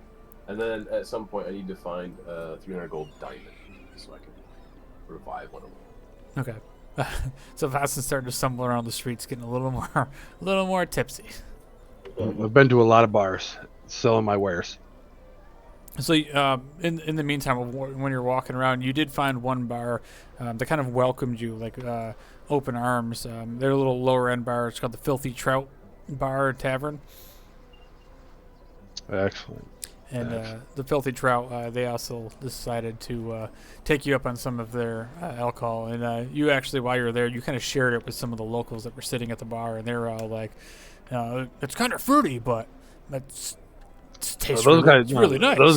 Those guys, I want to give the dragon's kiss. Oh, they're gonna get the regular stuff. Gotcha. Yeah, they're gonna get the dragon's kiss. That's like more high end, fancy, not as potent as dragon's kiss. Like it's potent, but dragon's kiss is the one that will knock you on your ass. Oh, okay. So they're getting the stronger stuff then. Yeah, they're getting the strong stuff that people like us would drink, like the people at the bars that I would frequent. Yeah, when you're throwing back shots of like whiskey. Yeah. So they get the really hard stuff. Okay, so the Filthy Trout Bar, they were more than excited to let you in and get some free samples of alcohol. And you make your way back to the bookstore. And Scrolls and Nobles, and you walk in and you see Hector. He's still he's been there for like a while, just like browsing through stuff, like kind of like humming to himself a little bit, looking through all these Literally scrolls. stumble through the door all loud. Hector, what's up? I haven't seen you in a couple hours. I'm assuming the place is like dead silent. Yeah, Hector's the only one in there. Stumbling in. He's the only one in there besides the owner, who's just kind of like sitting back in her chair, like doing crossword puzzles. Not too good to say hi. See what you're saying there, Hector. All right. What I missed? Oh yeah, so you came into the bookstore? Yeah, while you're browsing stuff, drunk Vossen just came in. Sorry, I was distracted reading these scrolls. I tucked my scrolls in my bag. Wow, perfect. I see him like half like ignoring me, like, oh, it's just the normal drunken Vossen. He's putting his hand up like next to his face. Like, I don't know this guy. I go up to the book lady at the counter. Hello, sir. Are you in the right place? The bar Hello. is down. The bar is down the road. Please don't hurt me. I'm not here for nobody. Okay. I'm here to like I'm sitting there like swaying a little bit. And she's like, sir, the self-help books are on the third aisle, about eye height on the shelf. No. I'm looking for a book. a book on candles. Book on candles. Candles. Yeah, we have books on candles. First shelf, first aisle one. Hold on. Let me hold on. Let me clear my head, and I like take my gourd and take another swig out of it. Jeez. Yeah. And you stand there. Here it is. You're standing Here there. it You're is. still pretty drunk, but you're pulling it the together. Citadel of Candlekeep. Do you have Oh. any books on that? Yeah. Well, I don't know if there's any books on that, but here's a map with like a little pamphlet that I've gotten on it for people that are wishing to go there, and she hands it over to you. And it's like a simple, like, crude map, and it is literally like a pamphlet that says like the information about this place. That it's the Faerun's largest library. It's on top of a cliffside. The Citadel is run by these sages, the most knowledgeable sages in all the world. But entrance into Candlekeep costs a book of original information, an original book of any sort. Just any kind of book? Yeah. In order to enter, you have to have some sort of book, something that they don't know, something to add to the large collection. Oh, okay. Like, I gotcha. All right. So that's all it says, and it's just kind of like a brochure for Candlekeep. So yeah, I'm looking for some vermin, Vermin Town. Trying to go to Vermin Town, and I guess we got to go to the Citadel to find out. Yeah. Thank you for this brochure. Yep. Have a good day. Hey Hector, what are you doing still in here? As he's like wrapping up, I walk over and put my hand on his shoulder, like, "You okay there, bud?" I'm great. Sick. I sold a lot of booze. Nice. What'd you find? I got booze, lots of it. Great. So what do you got there? Oh, it's scrolls. These just help with magics and stuff. Nice. I got this flyer. Oh yeah. Flyer. I like wave it in his face. He's like back up and like try and grab his wrist and like hold still. It's the flyer. We're gonna go to the Candle Creep. Candle Creep. And then I'm gonna go outside. It's definitely booky in here, and I just like stumble towards the door. It's booky in here. Oh God. All right. Vitoris, you good? Or you still looking around? No, I'm good. All right. Oh, by the way, do they have like multiple scrolls of all these, or these are just like they're one-offs? They're one of each. Okay. Alrighty. Gotta get some more money and come back. Got some cool stuff in there.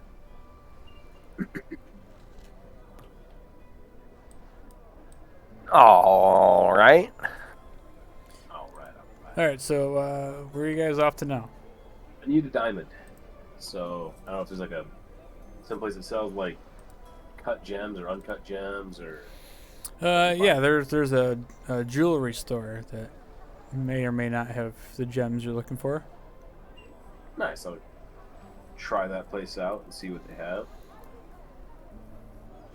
Yeah, so you head over to the jewelers, and again, all these places are pretty easy to find because they have like all these big wooden signs out front, so you can't miss anything you're looking for. You can find it in Seaton. So you come over to this ornate jewelry store, and it's very quiet. It's a little tiny shop. It's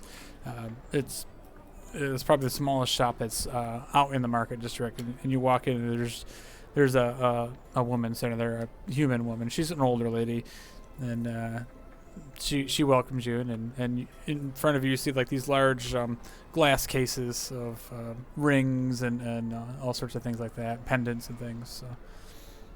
So, is there something I can help you with, sir? Yeah, I'm not sure if you're really gonna have what I need. I don't know how often you get people spellcasters in here, but I need like just a straight diamond without any setting for spell components. Oh, well, I don't have any loose diamonds, but I have some that are in a setting.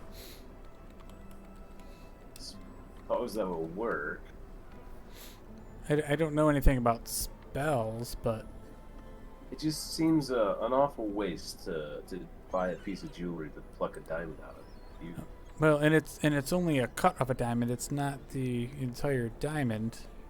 right. And As so long as she like points over to this this large case, and there's a couple like rings with like a few little diamond stones in there, and they're tiny diamonds. Gotcha. I need something worth about 300 gold.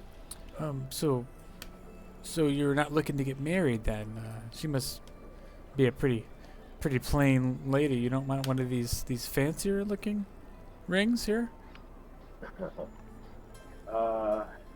Yeah, it's still early. What, as I look through, does it seem like anything's gonna be, big enough to get the job done, or is it gonna be, Yeah, so for that price, she like shows you over to these little diamond earrings.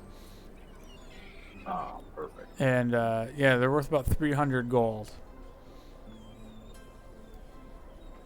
Perfect. I think. I'm assuming we can be 2 diamonds for the spell. I don't know if it has to be a single diamond or not. Yeah, you can use 2. That's fine. It's just gotta like be that value, a cumulative value of 300. Sweet. Yeah, so I'll pick up the earrings. And do you do piercings here, or do I need to go someplace else to get the piercing? Oh no, I can do it here. Perfect. You're looking to get your ears pierced? Yeah. Gotta have some place to put these. Okay, well, you come around here, and so she like kind of grabs you by the hand and leads you around the counter to her chair that she's sitting in, and she goes into like opens this little lockbox and pulls out this like huge needle. Oh my! She's like, okay, now it's not gonna hurt too bad, and if it does, it's only gonna hurt for a second, but you seem to be like a pretty tough-looking fella. Just whatever you do, hold still. Mm-hmm. And she pulls out the needle, and you can see it's kind of dirty. Like she's not like washing it off or anything like that. And she's like shaking like her hands because she's kind of old, and she's like trying to like line it up to your ear, but it's kind of it's taken her a couple of attempts, and you're getting a little nervous as she's standing there, and she just really quickly she goes like holds her breath and just jams it through your ear, and it looks actually pretty good. So like you kind of like sit there and you can see the rod, the needle sticking out of the corner of your eye of this huge thing. She's like, okay, the hole's there. Now maybe just put the earring in there, and so she hooks it to the back of the rod and pulls it through and gets your one ear all set. And she hands you her little looking glass, and she's like, what do you think? And it's kind of like a dangly earring. Are you ready for the other side? Oh, you know what? Why don't we just go top of this one? Oh, 2 on the same ear? Yeah, we'll double up. Okay, well, that's new. You must be one of those sort of gypsy folk, huh? I'm not judging. I've seen this once or twice. It looks all right. Okay, you must not be from around here because most people. Oh, never mind. It's okay. And she kind of like does her best to like hold steady again, and she does a pretty good job. The old lady doesn't. She stabs her right through the ear real quick, and sticks to the other one. She got these 2 dangly diamond earrings in your ear, and she says, "Well, what do you think?" I think It's a bold new look for a bold new world, and I just pay her and go to leave. Oh, well, thank you. Come again. I thought about trying to like get up and walk. I'm like, oh, this is amazing. Just like, but nah, it's not my fault. Now you have pierced ears. Yay. Perfect. Ear. Pierced ear, yeah. This is like 300 even, or was a little bit extra for the, I don't know what they're set in. Where'd you get your ears pierced? In the same scroll spite? No, it's some other little shop in the town. No. All right. Why you want to get your ears pierced too? No, I was trying to figure out, if you had walked past me, Oh, kind of like leaning over, like in an alleyway, just fucking drunk. yeah, it would have been like one of this like little tiny place. I'm assuming it would have been like this little tiny one over here. It's like the little tiny jewelry store. All right on. Nice. I think I'm all set.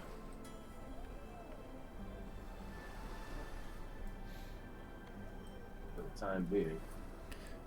All right. So what do you guys do next? So now it's definitely getting a little bit closer in like afternoon time.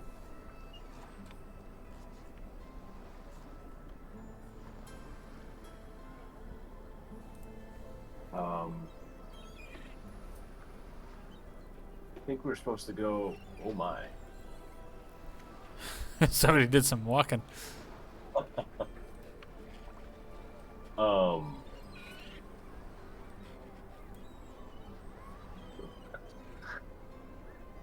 I think we're supposed to like go find a pirate bar. Argyle? Yeah, we gotta go find Argyle and go to a fun bar. All right. So you guys going back to the ship to go get Argyle? Yep. So, I need to find Oceanus. Where's he at the ship? Yeah, so those guys are just back at the ship. They didn't really have a whole lot of business in town.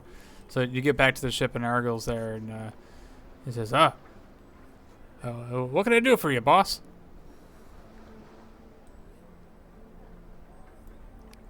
And that's to you, Hector. well, to me, I was thinking. Sorry, the other guy. See, Argyle sees himself as like the first mate, and you're the captain of the ship. So, Well, we're thinking about going and visiting that bar this afternoon, see if we can find some information on the Sea Princess. well, if we're gonna go to that bar, I think perhaps that we should all dress the part because right now you guys are all looking like some fancy lads going into a pirate bar. Fancy lads. Yeah, so it's kind of a tricky line we gotta walk here because we don't want to get hung on the way there. I didn't get hung. I've walked around the city all afternoon. Right. Well, I mean, you don't want to be wearing any red sashes in this town. That's for damn sure. Right. I don't have any red sashes. I have white and blue. That's probably for the better. Yeah. So what do you think for?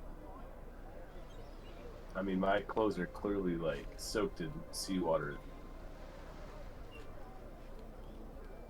I smell like the ocean, so I feel like that's gotta count for something. So he leans over. Yeah, you smell good.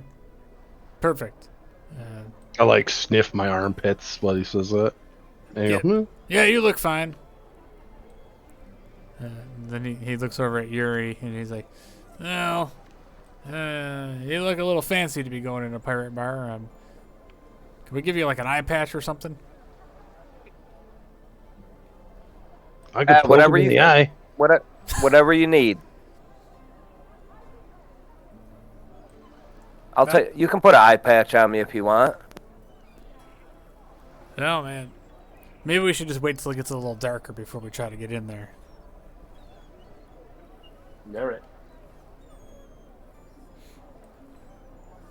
All right, so yeah, Kolos, it looks like your sword is working properly. I tell. Are we back at the boat? Yeah, you guys are all back at the boat, like getting I go ready on. for I go your on the night out. boat Yeah, I tell the guys to get all like the couple casks of booze ready to bring to this pirate frickin' bar. All right, yeah. So you guys kind of like rest up and you wait a couple hours till it gets dark. You have a few things to eat and just kind of hang out. And yeah, you kind of sober up a little bit, and you guys all get ready for your night on the town. And Argyle, he leads you guys through the nice section of town and brings you to West City, where you guys haven't actually been in yet. Once you pass the gates out of town and you start going into like the slums, you start seeing like really the lack of military presence out here or anything. There's no guards really out here. Here and there you see one, but it doesn't seem like it's lawless, but it doesn't, it's definitely more in a state of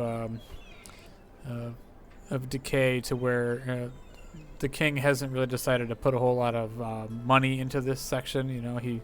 He's funneled all his money into the upper class, and this area it's not like lawless where you walk around and people are robbing and looting, but if you wanted to get away with something, this would probably be the area to do it. And you kind of walk down a couple of these like alleyways and stuff, and as you walk by, you see like on the like sides of buildings, there's like people that are like squatters. They're kind of sitting there, and they look like they're all strung out on drugs and stuff. And a couple of them are sitting there, and they're eating this like black sort of this slimy sort of substance, and you see them kind of like eating it, and they're kind of like looking up and staring up into the stars.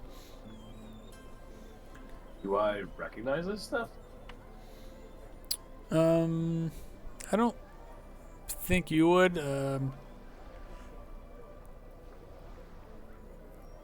Meglar, you can do a history check or some sort of knowledge check. I'd say history.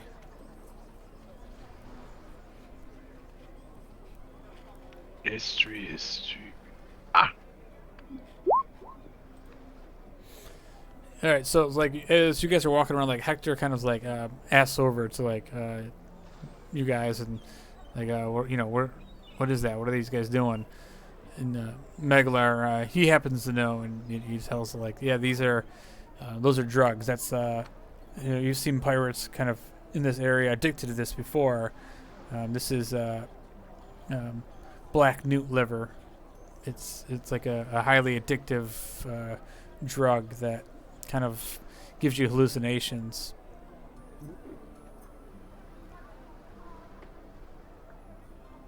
But yeah, you start seeing like more and more of these people that are kind of like that, kind of sitting around and just kind of doing drugs. And you walk by on your way up through, and you happen to glance over and you see the black market over there, and it's like some shady tents and some people that are kind of like, doing like DL dealings over here.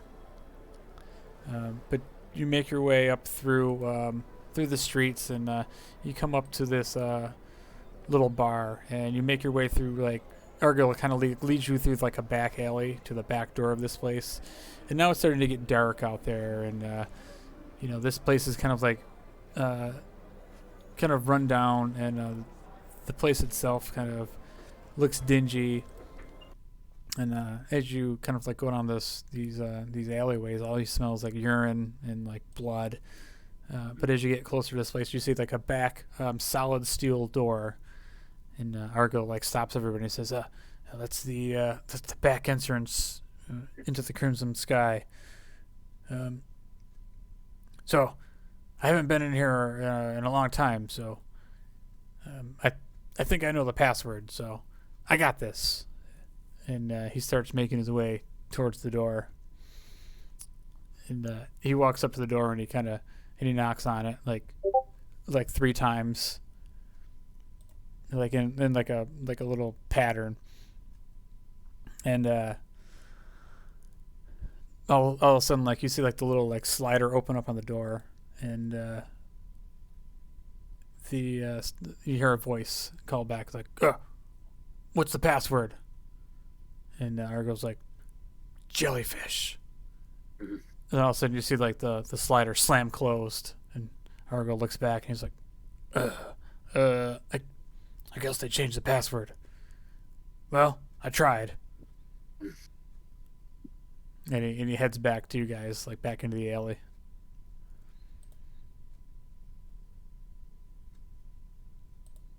Well, what the fuck happened? Well, I guess I can't get in there. I don't know. I mean, it's dangerous to try to force our way in there. You guys got any ideas? I guess I could try. Plan B. I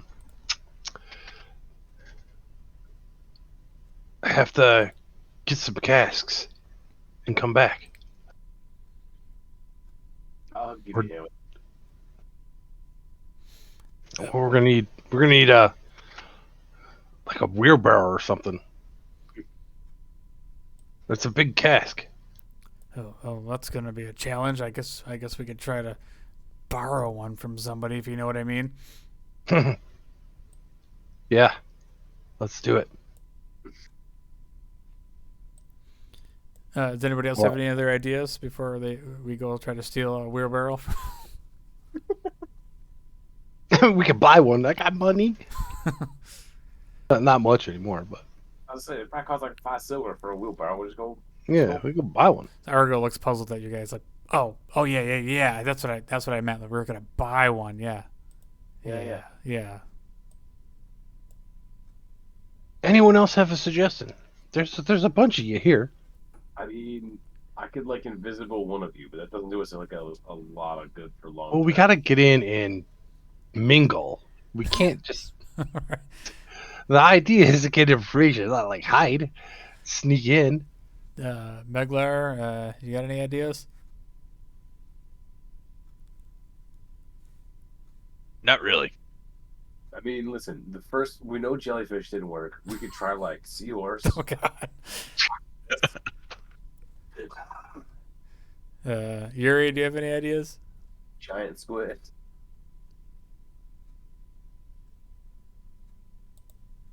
I'll steal the wheelbarrow. We can buy it. It's not expensive. Okay. Any other ideas besides the whole wheelbarrow cask of liquor? Let us in. We have lots of booze.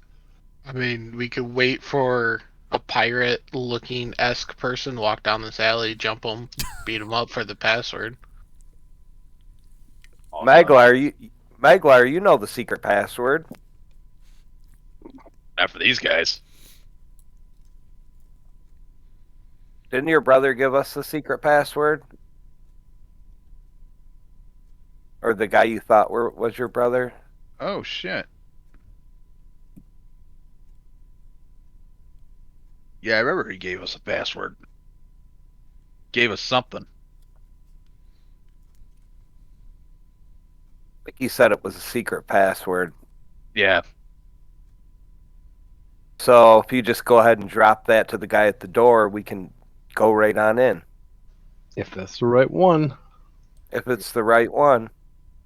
we're in. If it's not, we have a plan B. Get liquor, get them drunk, and they'll start talking. And All right. believe me, this booze will get them drunk.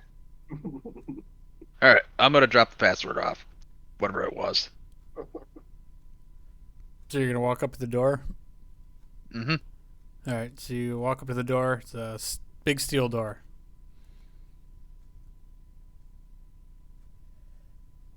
And then I just give him the password, whatever the guy told my so-called brother told me. Who are you gonna give it to? There's nobody. That's just a door. All right, I'm gonna knock on the door then. How are you gonna knock on the door?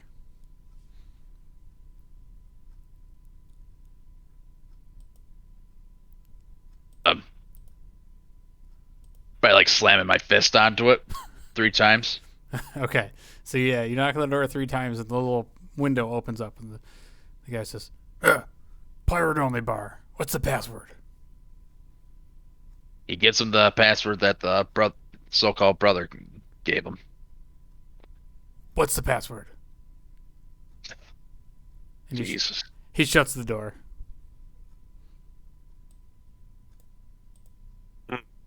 Maguire, you don't know the freaking password? I don't remember it. You were there when you heard it, too. So I reach over to Boston for a drink. I graciously pour him some. So I'm going to go to the guys and tell them, I know someone that mentioned a password to me. But I don't know if he's going to tell you guys. You remember the password? Not on top of my head, but I could go back and ask him. Is he around here? Yeah, he has his own shop just down the street from here. Or are you going to just walk in and say, I forgot the password, bro? You have better options there? I'm just trying to figure out your plan of action. I don't want to get murdered because you just walk in and say, hey, I forgot the password. I could just say, I'm all for you asking, but I mean, you got to have a little more tact than just say, I forgot the password, bro. Who says I'm going to say that? That's a pussy pirate. Well, that's what I just asked you, how you're going to approach it. That's all. I'm all for it. I just don't want to die today. I almost died yesterday. Well, then, died today.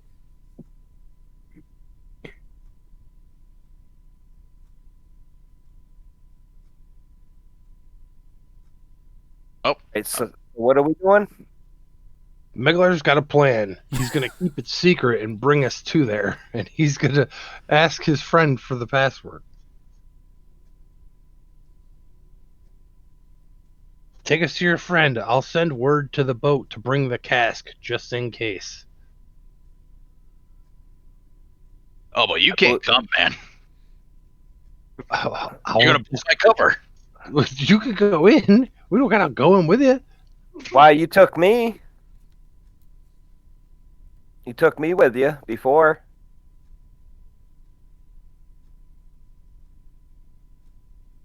I just don't want people to watch the shop. Okay. While I'm in there. So, is there like a sandwich shop anywhere near or something? Maybe we could get something to eat while you do your thing. All right. Place is like right up here, right? Where are you looking? Yeah. Yep. All right. Why don't you guys go to Dungeon Donuts? That's got some good coffee and donuts over there.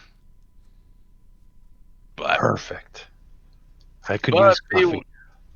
But beware, it seems like he has a little competition with the guy next door. He might ask you to do weird things like he did with me. Like sexual things?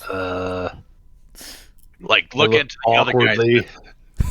Look awkward at the fancy lad. He slaps Yuri and says, "No, not sexually, you dumbass dwarf."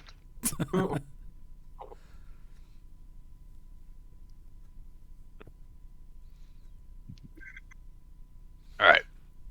So you guys gonna go into that shop? So as you guys are all standing out here, like for a couple of minutes, like arguing amongst yourself, like another guy like comes up and like he's like got a cloak on. You can't really see his face. You see like you get a little glimpse of like a red bandana, kind of like, or a red sash, kind of like peeking out from his cloak, and he knocks on the door and he looks back at you guys, and you can't see his face, and he looks back when the little door opens up, and you hear, "What's the password?"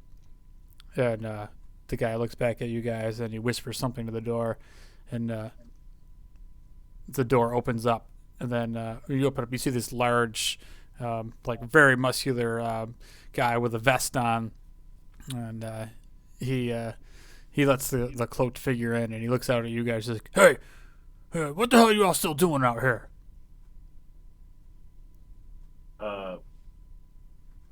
Take a leak. Act all drunk and like incoherent, and I stumble down the alley a little bit. Make a performance check since you're sober now.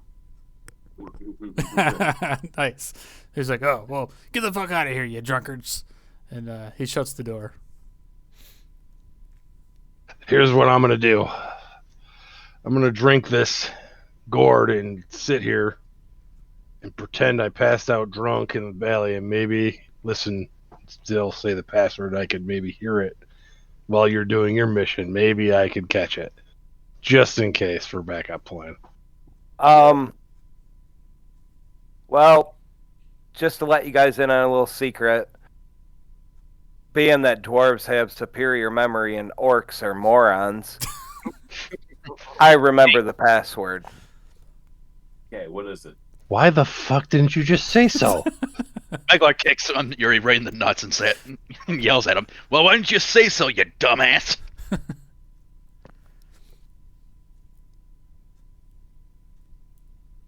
So I think we should put this dwarf down.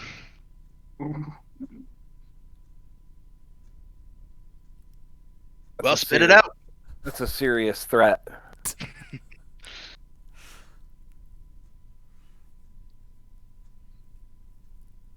All right. So Yuri will go up and knock on the door 3 times. The Don't you got to tell us the password? The little window opens up and the guy looks out and he's like, what? I don't see anybody. Who's there?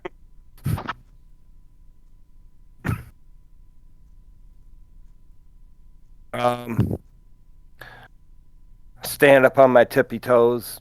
Am I still too short to see the guy? Oh, then he catches the top of your head. He's like, oh, a dwarf? What do you want? Why are there so many people coming up to this door? What's the password? I look back to make sure Vasen is near me to hear what I'm saying and turn back around and whisper, milk of the Kraken. Then the little door slams shut. Then you hear the lock, like 3 locks unclasp, and the door swing open. He goes, all right, come on in, boys. But I'm watching you. Nice. And, Low walk in. You guys all walk in, and so you happen to notice as you walk in that this big guy, he kind of walks over to somebody else with like a pirate with like a big feather in his tricorn hat, and he kind of leans over and he whispers something in his ear, and as they shut the door behind him, and then you guys walk into this pretty crowded bar. It's like very dim lit, but it's really loud. There's all sorts of like drinking going on and like pirate songs being sang, and there's like ale like all over the floor, and the whole bar smells like beer and piss. And you make your way up to the bar, and this bartender comes over, and she's like, "Hey, what do you guys want?" And it's this woman who's like, she's pretty young, but she sounds like she's been smoking for 80 years. She's got this like super tight corset and like pushing up these like really large breasts, and she has a tattoo on one of her breasts with an anchor, with a banner, and the name just says Stu, S-T-U. And she's got this like greasy black hair, and you look down at her fingernails are all dirty, and she's like got like a glass in her hand, and she kind of smiles. What do you want? And she has this big grin on her face, and she's missing one of her front teeth. And you kind of look at her teeth, and you realize the rest of them are all green. And she's like, "All right, how about you, hon? What do you want?" And she's talking over to you, Yuri. For the record, she smells just like the woman I dream of. Is this Mike talking or Yuri? Yuri. Oh. And Mike. Both, I guess. Because, you got a milk of the Kraken on the house tonight. So I say to her, I'll have a tall mug of your finest piss. I mean, ale. Oh, coming right up. And she says, "Boys, a round of milk of the Krakens for y'all." Sure. So she puts out all these shot glasses, and she brings out this little jug, and she starts pouring out this like curdled milk into the shot glasses, and then with her other hand pours in this alcohol from this other bottle, and in front of you, each of you has a shot that's like this milky, chunky looking liquid, and it smells kind of fishy itself. And she also I don't even bat an eye. she pours like a big ale for Yuri, and like this like really dirty cup that's got like hair like coming off the mouth of it. I just take a big old swig of it and then wipe my sleeve on my chin to wipe off any excess in my beard or whatnot. I just pick the shot and just do the shot. All right, make a Constitution saving throw. Follow right after Boston as quick as I can. Like, Vasen just throws it down and is like, that's not bad. Constitution saving throw. Curdled milk. Yeah.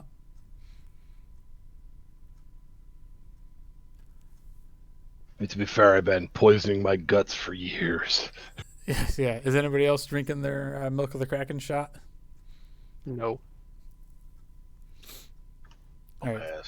So Hector throws his back and then just instantly throws up all over him, all over himself, and everybody stops what they're doing and they start looking over. What do you do? Okay, I'll have one. Yuri knocks it back, and that's right after like Hector throws up on himself. Yuri, everybody watches you throw back a Milk of the Kraken, and everybody's like, "Yeah, that's what I'm talking about." And they all start laughing at Hector and pointing. I join in and just start laughing.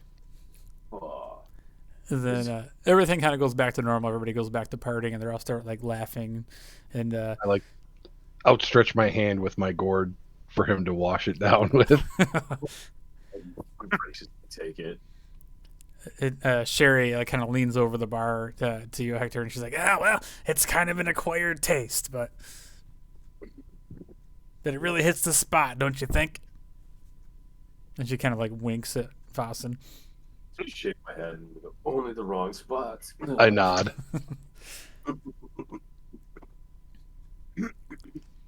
I take that shot glass that I did a shot and pour some of my gourd into it and then hand her the shot. And she looks puzzled. She's like, what's this? Normally Just I pour drink the it. drinks. Just drink it. And she throws it back, no problem. And she's gonna roll D20 with advantage. Kiss of the dragon. Yeah, and she's like, smooth, really nice, but not my cup of tea. It's acquired taste. So at that point, like another figure like enters the door behind you guys, and this bar is starting to get packed. And another guy comes up to the bar, and again, this guy also has a cloak on. He pulls his cloak down, and he's got like a bandana over his head, red bandana, and you can see he's got like maybe one tooth in his mouth, and he's like, let me get some of your finest ale, babe, and she pours him a cup of her shitty piss mead, and then he goes about drinking, and he kind of leans up on the bar. So while this is all going on, most people aren't really paying attention to you guys, but you hear like a loud voice, like kind of in the back, and there's a lot of people like kind of congregating around this guy, and he's telling this story. You can kind of all overhear bits and pieces of this about this voyage that they did, and they had to drop the cargo to outrun the law, and something about a big shark, and it sounds like a crazy story, and everybody starts like laughing, and they're all like, "Yeah, well, you're the man." And as you get a little bit closer, or like to like hear that, like Argyle has like kind of like, I don't know, like weaving in and out of the crowd a little bit, kind of like making his way around. And the whole time he's doing this, he's kind of like, you see him, he's kind of like ducking down a little bit and like not making eye contact with people. Obviously he's trying to like keep a little bit of a low profile, being, also an ex-pirate, and Right. he spots this guy that's telling the story, and you see him like look over there, and then he comes back to you guys, and he says, guys, so the guy here, Captain Argent, he used to be the captain of a ship I was on. He's a ruthless fella, but I'm gonna kind of keep a low profile. But if there's any information around here, he's probably the guy in charge. Gotcha. Excellent. I look around. Does he kind of eye where he is? Not so much point. We know who this Captain Argent is now. Yeah, he kind of does the head nod, over there. Yeah, and so that point, you guys are still all sitting at the bar, and Sherry kind of leans over and she's tells you guys, so, what are you guys doing here? You're all in town for the big meeting? Yeah. Yeah. Yeah, I heard there's something big going on, and everybody's here to get some information from the boss over there. And I know that big meeting's coming up. I don't know much about it, but so I guess have you guys heard that all the important pirates are going to be there, and all the princes are going to be there? I've even heard that Lady Joysword's going to be there. It's supposed to be a pretty big thing. Some serious shit must be going down. Yeah, I don't know. If you ask me, it sounds like we're going to war. Oh, war, huh? I'm ready to slit some throats. And then the pirate next to you is like, "Arg, yeah!" And he holds up his mug to cheers you. Yeah. Cheers him back. Take another swig. Arg, slitting throats. Yeah. And that guy chugs his beer back, and then he kind of stumbles out of his chair and falls backwards. And I just start laughing. Yeah, are you laughing at me? And he tries to kind of brush up on you and push you a little bit. I'm laughing with you, friend. Oh, yeah, another round for my friends here. I'm wondering how does Meglar feel being in this bar? Does he feel at home? Yeah, that's a good point, Meglar. Also, being an ex-pirate, what are you doing right now? I'm pretty much sitting at the bar and I'm looking around, and I'm thinking, oh, these were the good old days.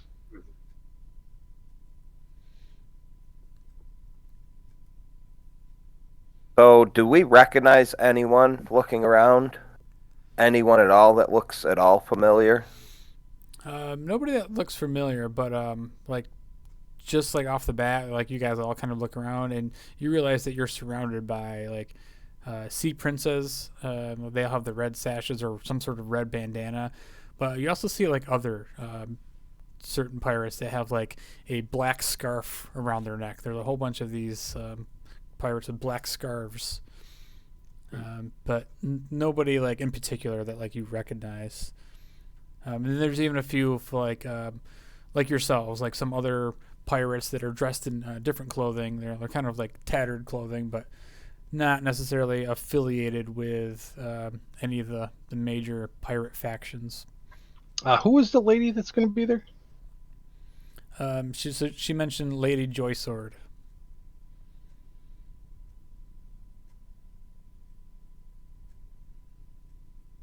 Yeah, I forgot her name.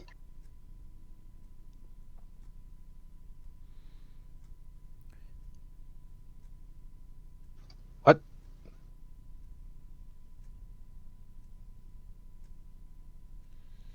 I mean, I wrote that down. I'll probably be asking about Joy Sword in 2 weeks. Okay. So you also hear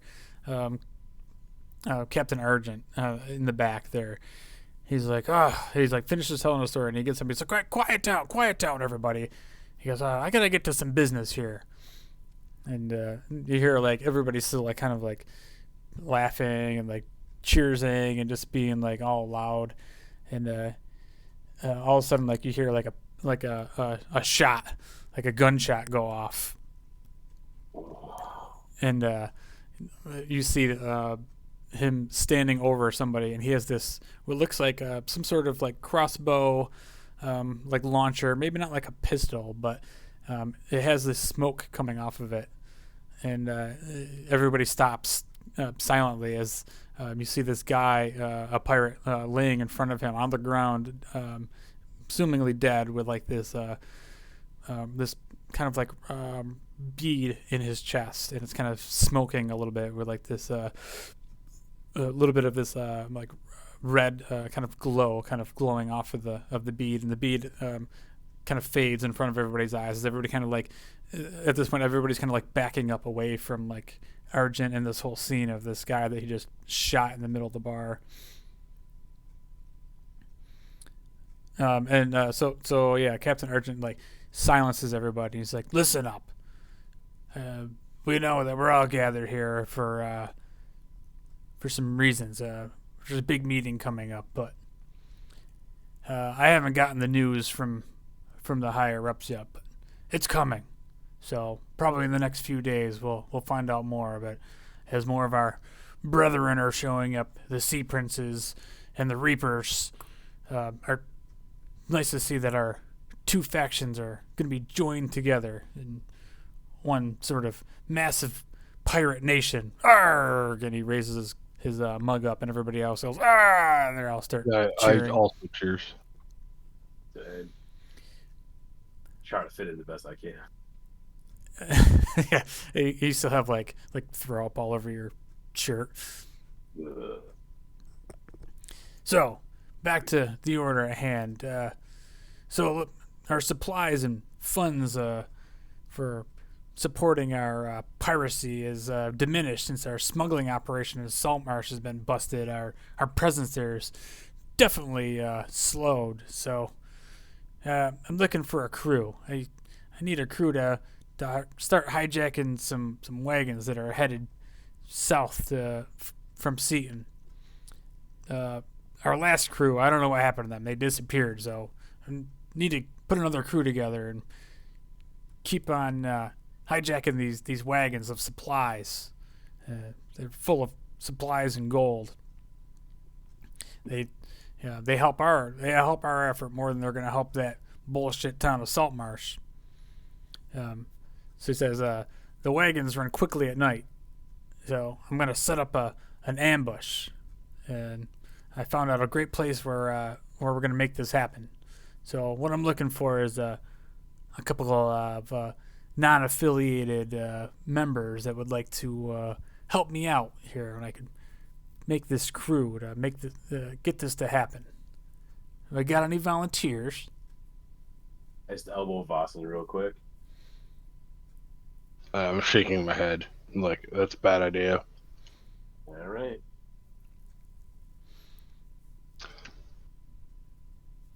What do the rest of you guys think?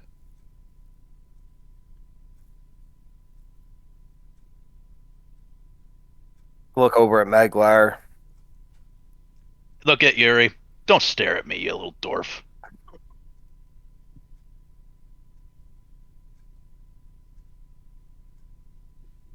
Any input? It's three other people.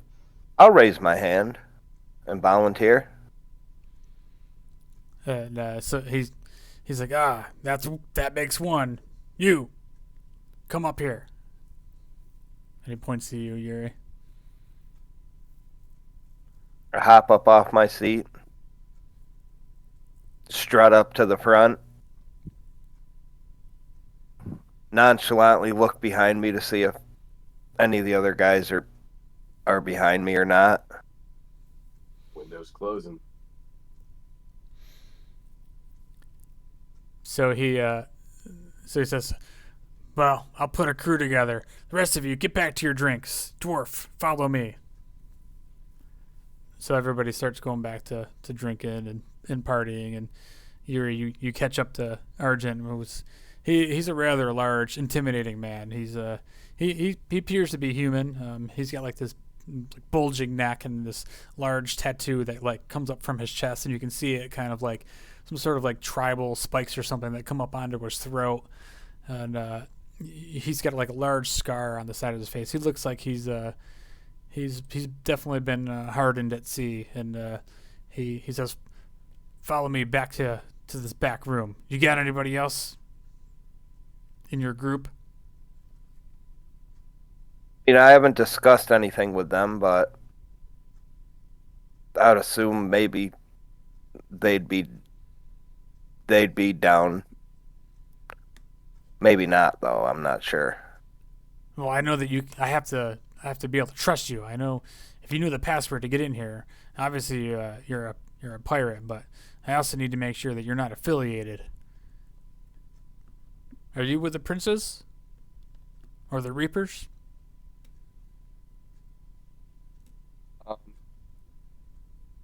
No. Good. Would you like me to be? No. They can't be implicated in this. Follow me. So he brings you to the back room, and he opens the door, and in there's this round table, and there's like 6 guys sitting at this table, and he's like, "All right, come in, have a seat." And you look around here, and there's no seats.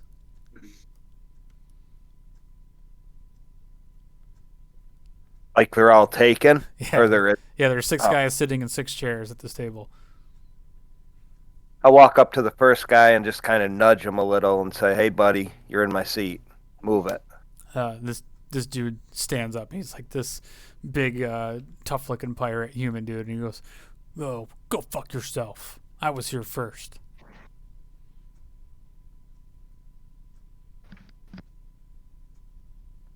I turn around to walk away, and turn right back around, grab him, and just throw him to the ground. You're going to attempt to throw him to the ground. Attempt to throw him to the ground. Go ahead and make an athletics check.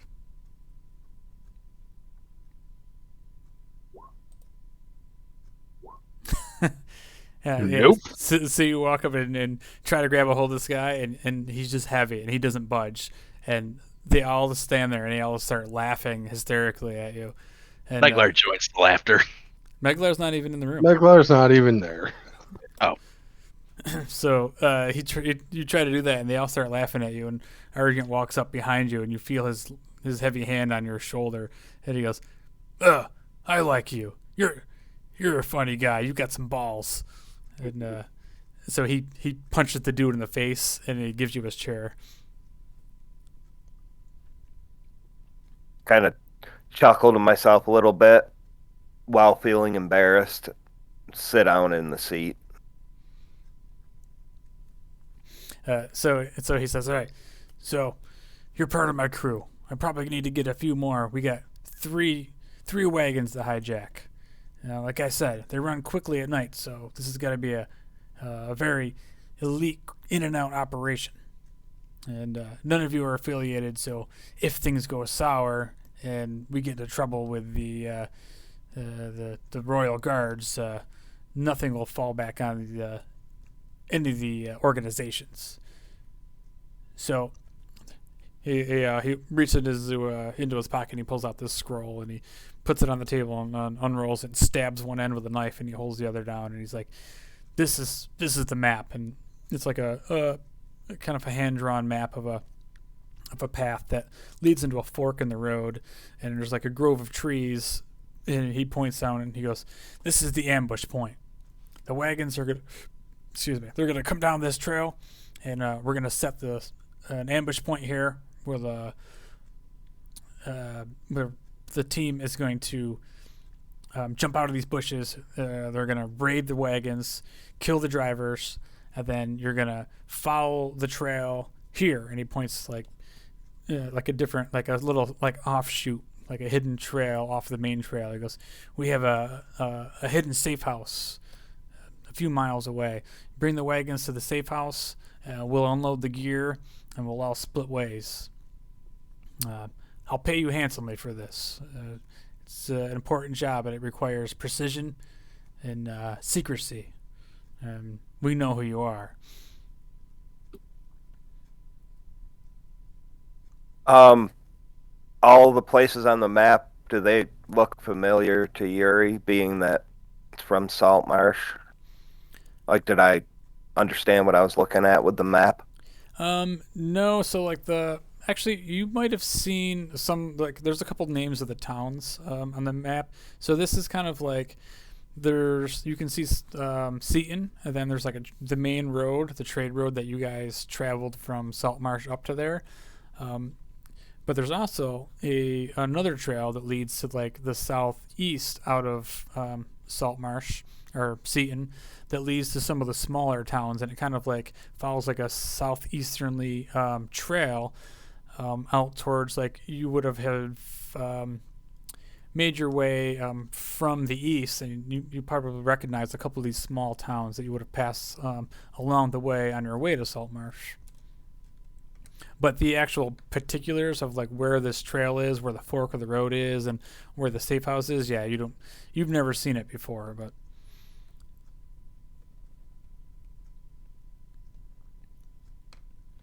So, go ahead. So, no, you go ahead.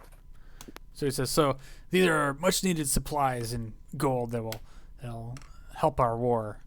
Those creatures from the sea are starting to amass larger numbers. I think this is what the meeting is going to be about.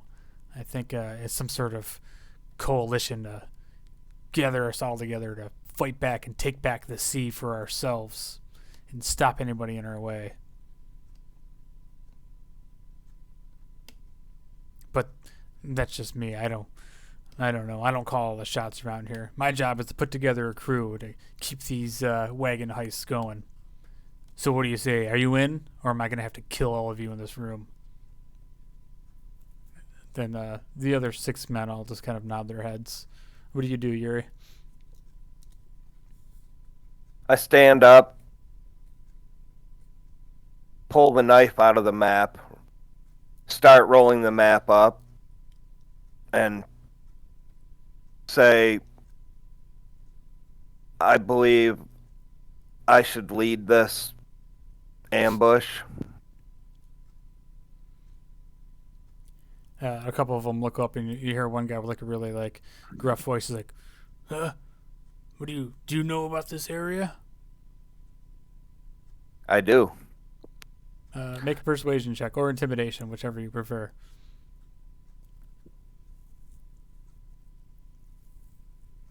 With my rolling tonight, I don't think it matters.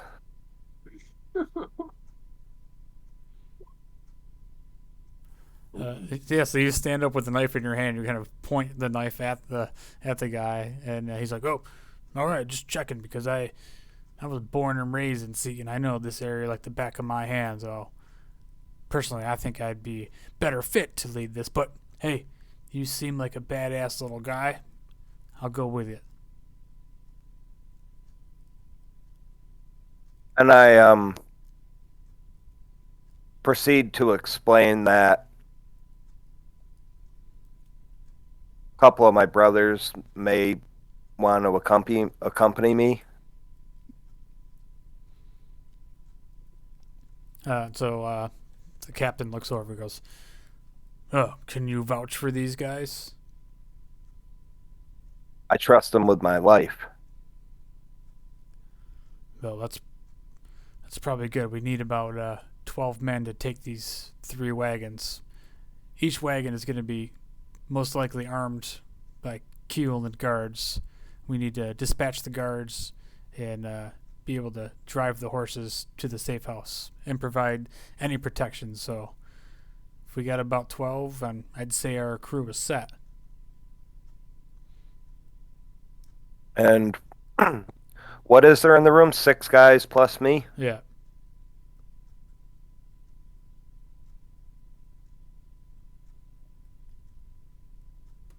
All right, well, let me talk to my guys. And is the safe house on this map?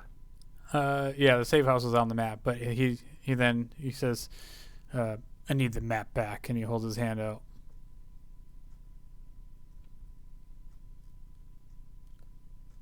How are we supposed to know where to go without the map?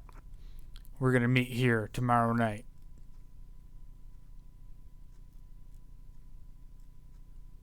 All right. I hand him back the map. Kind of stare down the other guys. Do another intimidation check. Nice. And they all kind of like just nod their head like, yeah, this guy, he knows his shit. I just tell him, all right, I'll see you tomorrow night. All right, boys, this meeting never happened, and Arjun just walks out of the room quickly, back to joining the party.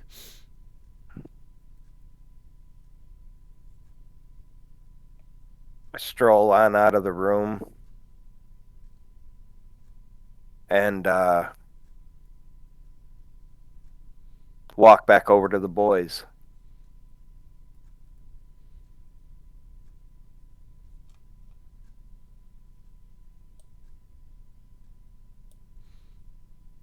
What are you guys doing when you see Yuri come back after he just disappeared into the back room?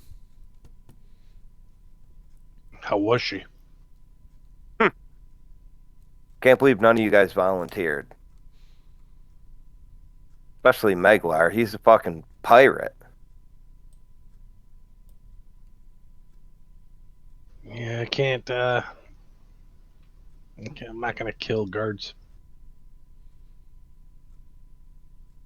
I'm not going to kill guards either. Maybe we should. Why do you think I didn't volunteer? Outside instead of right here in the bar.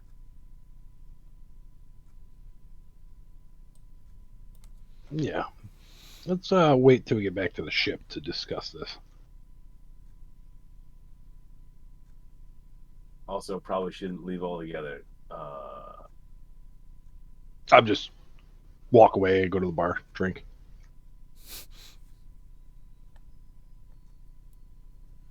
I'm gonna head for the door, actually.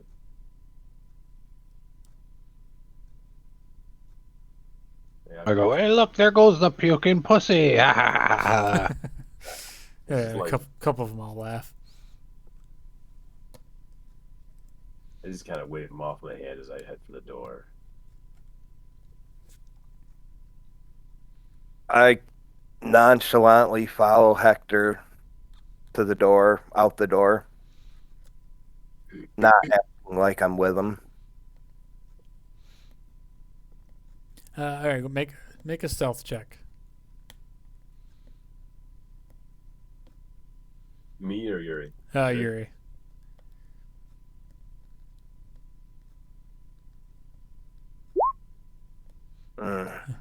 So, like, as you walk out the door, the Captain Argent's watching you walk out the door, and he watches you walk out with Argil and Hector.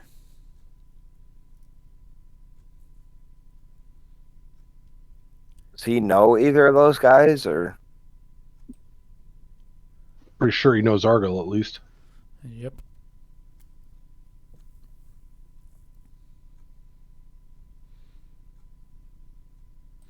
All right, so I'm assuming you guys all eventually make your way back to the ship. Mhm. Yuri, are you going to explain what happened to these guys, I'm assuming, or no? I'm going to definitely explain to them. And tell them I also agreed of what I agreed to. Do you think this is why the mine isn't getting their supplies? Absolutely. Did you see the map? Did it look like it was going past the mines at all? Would he know where the mines would be on that map if he looked at it? Even if it wasn't like blatantly laid out the mines, you know what I mean? Like, I'm assuming it only had like the necessities on there, like the trails where the carts were going, but if he looked at the map and knows where Saltmarsh is, he would know approximately where the mine would be. Yeah, he would have known that it's like roughly along one of the roads there. So there's a good chance that could be where supplies are going. Yeah, it's a very good chance. I tried to take the map, but he wouldn't let me. That's pretty obvious. He's a fucking smart guy, I guess. He said I'd have to meet him back there tomorrow night, and I believe he's going to give me the map, but I'm not sure. Did he say who the patrol, who was sending out these wagons with the supply runs?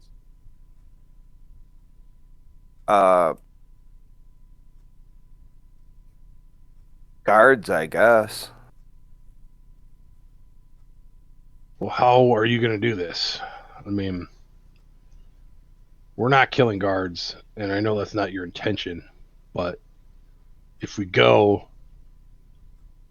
and pretend to take a wagon, how are we going to do this with, one, not killing anybody, two, not them finding out we didn't kill anybody, and getting to the end of this without getting killed? And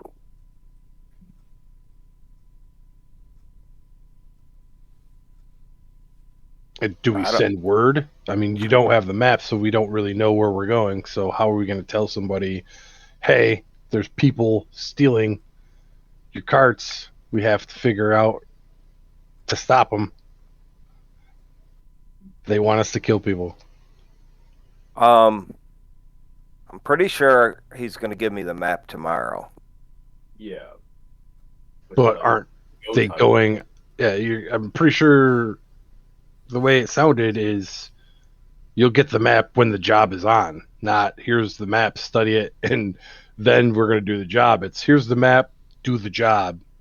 So there's going to be no time to alert anybody to set up an ambush to protect these people or even capture those pirates. You know what I mean? We could go tell the king now, or somehow tell the king. I think we need to play both sides. I think we can find out where these shipments are coming from. We'll take over the ship. I think so. We'll be the drivers, right? Some of us will, and some of us will be on the hijack team. That way, we can play possum after the wagons get hit, and then the other half of the team is in. You know what I mean? We gotta make sure that we're on the wagon that our team is doing. You know what I mean? Yeah. There's a lot of small errors that could happen that could screw the pooch. Yeah. I mean, it could go either two ways. We could do the job somehow and not kill anyone, and earn the trust of the pirates, or if you've been around pirates, or we could bust them trying to do it. They're not gonna trust you if you don't kill anybody. Yeah, we gotta make it look really convincing. I mean, if I gotta kill someone, I'll kill them. Yeah. No, we can't let you kill somebody that is innocent. You're part of the travelers. It's going to look bad on us, and the king will be very upset if we kill somebody for pirates. He's not going to give a shit who we are if we kill somebody for the pirates. Yeah, we'll just be pirates at that point. You remember the guys hanging in the city? I'm pretty sure us. I'm pretty sure I asked the king if I could kill people, and he said yes. Yeah, didn't mean his guards. Yeah, he did. I'm pretty sure that wasn't like his stuff to steal his stuff. I'm pretty sure if we killed someone to steal his stuff to look good for a pirate, he would be upset. Yeah. So this can really only can go two ways. You walk away from the job, which, fine. It's not I really- think we need to do the job, but we have to find a way to do it without. I like like some guys go help the job and other guys work the other side. Yeah, that's what I'm leaning towards. But we have to figure out where they're leaving from and quickly, where they're going to. Also, I'm pretty sure I can't be on attacking team. I have to be on possum team. So we'd have to find out where the wagons are coming from. And the only way to do that is what time at night is it out of character? Like right now? Yeah, in game. Yeah. Oh yeah, in game it's like evening time, so it's like 9 o'clock at night. So we're like, we'd have to somehow get word to the king and possibly wake him up and say we need to know the location of these wagons so we could try to set up an ambush. Play possum and try to get in with the pirates to find out where the shit's going down and where their stash is. That's literally the only thing we can do within reason. So we need possum team and chameleon team. Because I don't think our paladin friend here is going to want to kill anybody. Absolutely not. The only thing I could think of is we all go on the attack team and then just ambush the attack team. Yeah, I thought Right. about that, but that doesn't. Try not to kill the captain there, take him prisoner, and drag his ass back to the city. Yeah. Yeah, but there's bigger fish to fry. He's not the head guy. Exactly. But He's he just knows the the head head guy. guy. Yeah, I don't think he's going to talk. Probably not. Realistically. I think we need to get in with him so we can be at these meetings when the shit hits the fan so we can get the king the information about these pirate meetings. And it sounded like, from what you said, that they're trying to get an army together to fight the water things. Do you have any idea what the fuck they are? The Are those the Sahaugen? fucking the Sahaugen? Is that what they're talking about?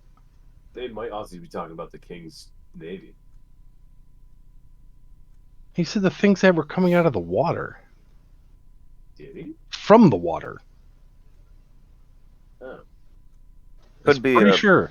giant octopus. They're trying to take the sea back.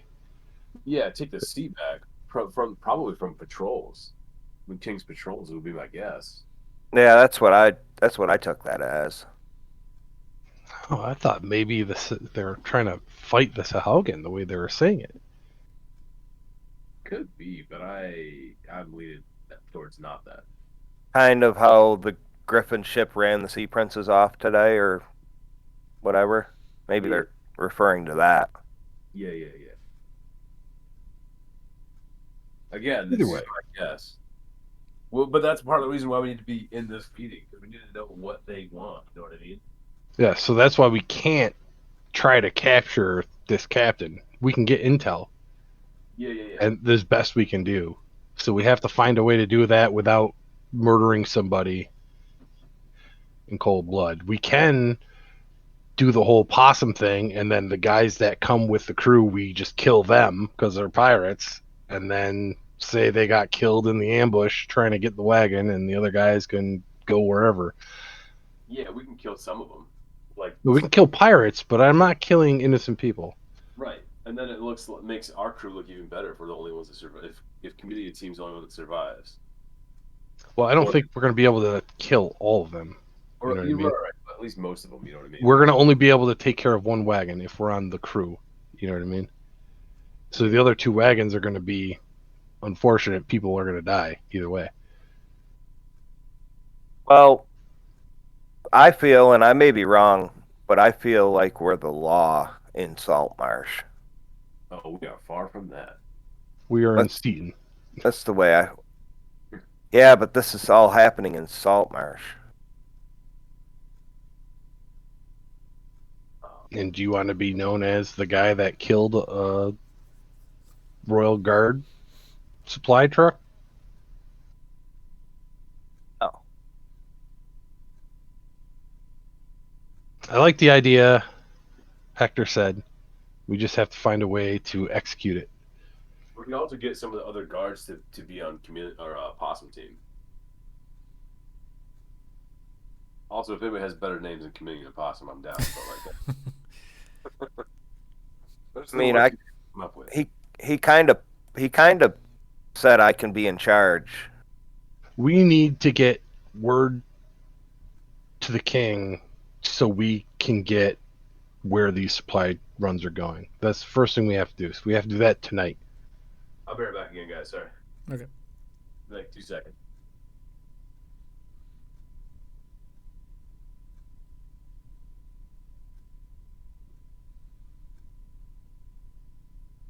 I mean, I felt like I had to volunteer. I'm not saying you didn't. I didn't think all of us should have volunteered, because then it would have put, hey, these 5 guys that just volunteered. That's kind of strange. Well, one person should have only volunteered. That was the right play. I kind of volunteered you guys too. Well, he said you had friends. I mean, it's not giving an exact number. I know he needs 5 more guys for the crew, though. Yeah, there's a lot of vagabonds out there that would try to make a quick buck.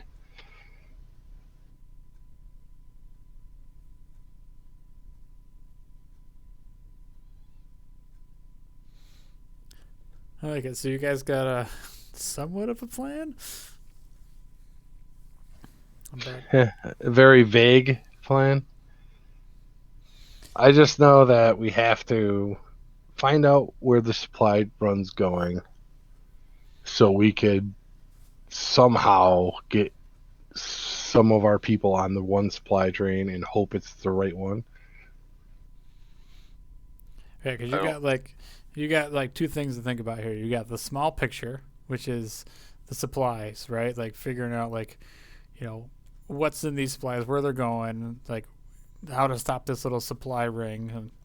But big picture wise, it's like you were touching on, is trying to infiltrate this organization the best you can to get more intel on this big meeting, and trying to play both worlds, right? Trying to get in with the pirates, but also not cross over that line too much, and be at odds with the kingdom. Yeah, and that's definitely I'm not doing that. That's kind of the hard part here. I can't think of a way to try and play both sides.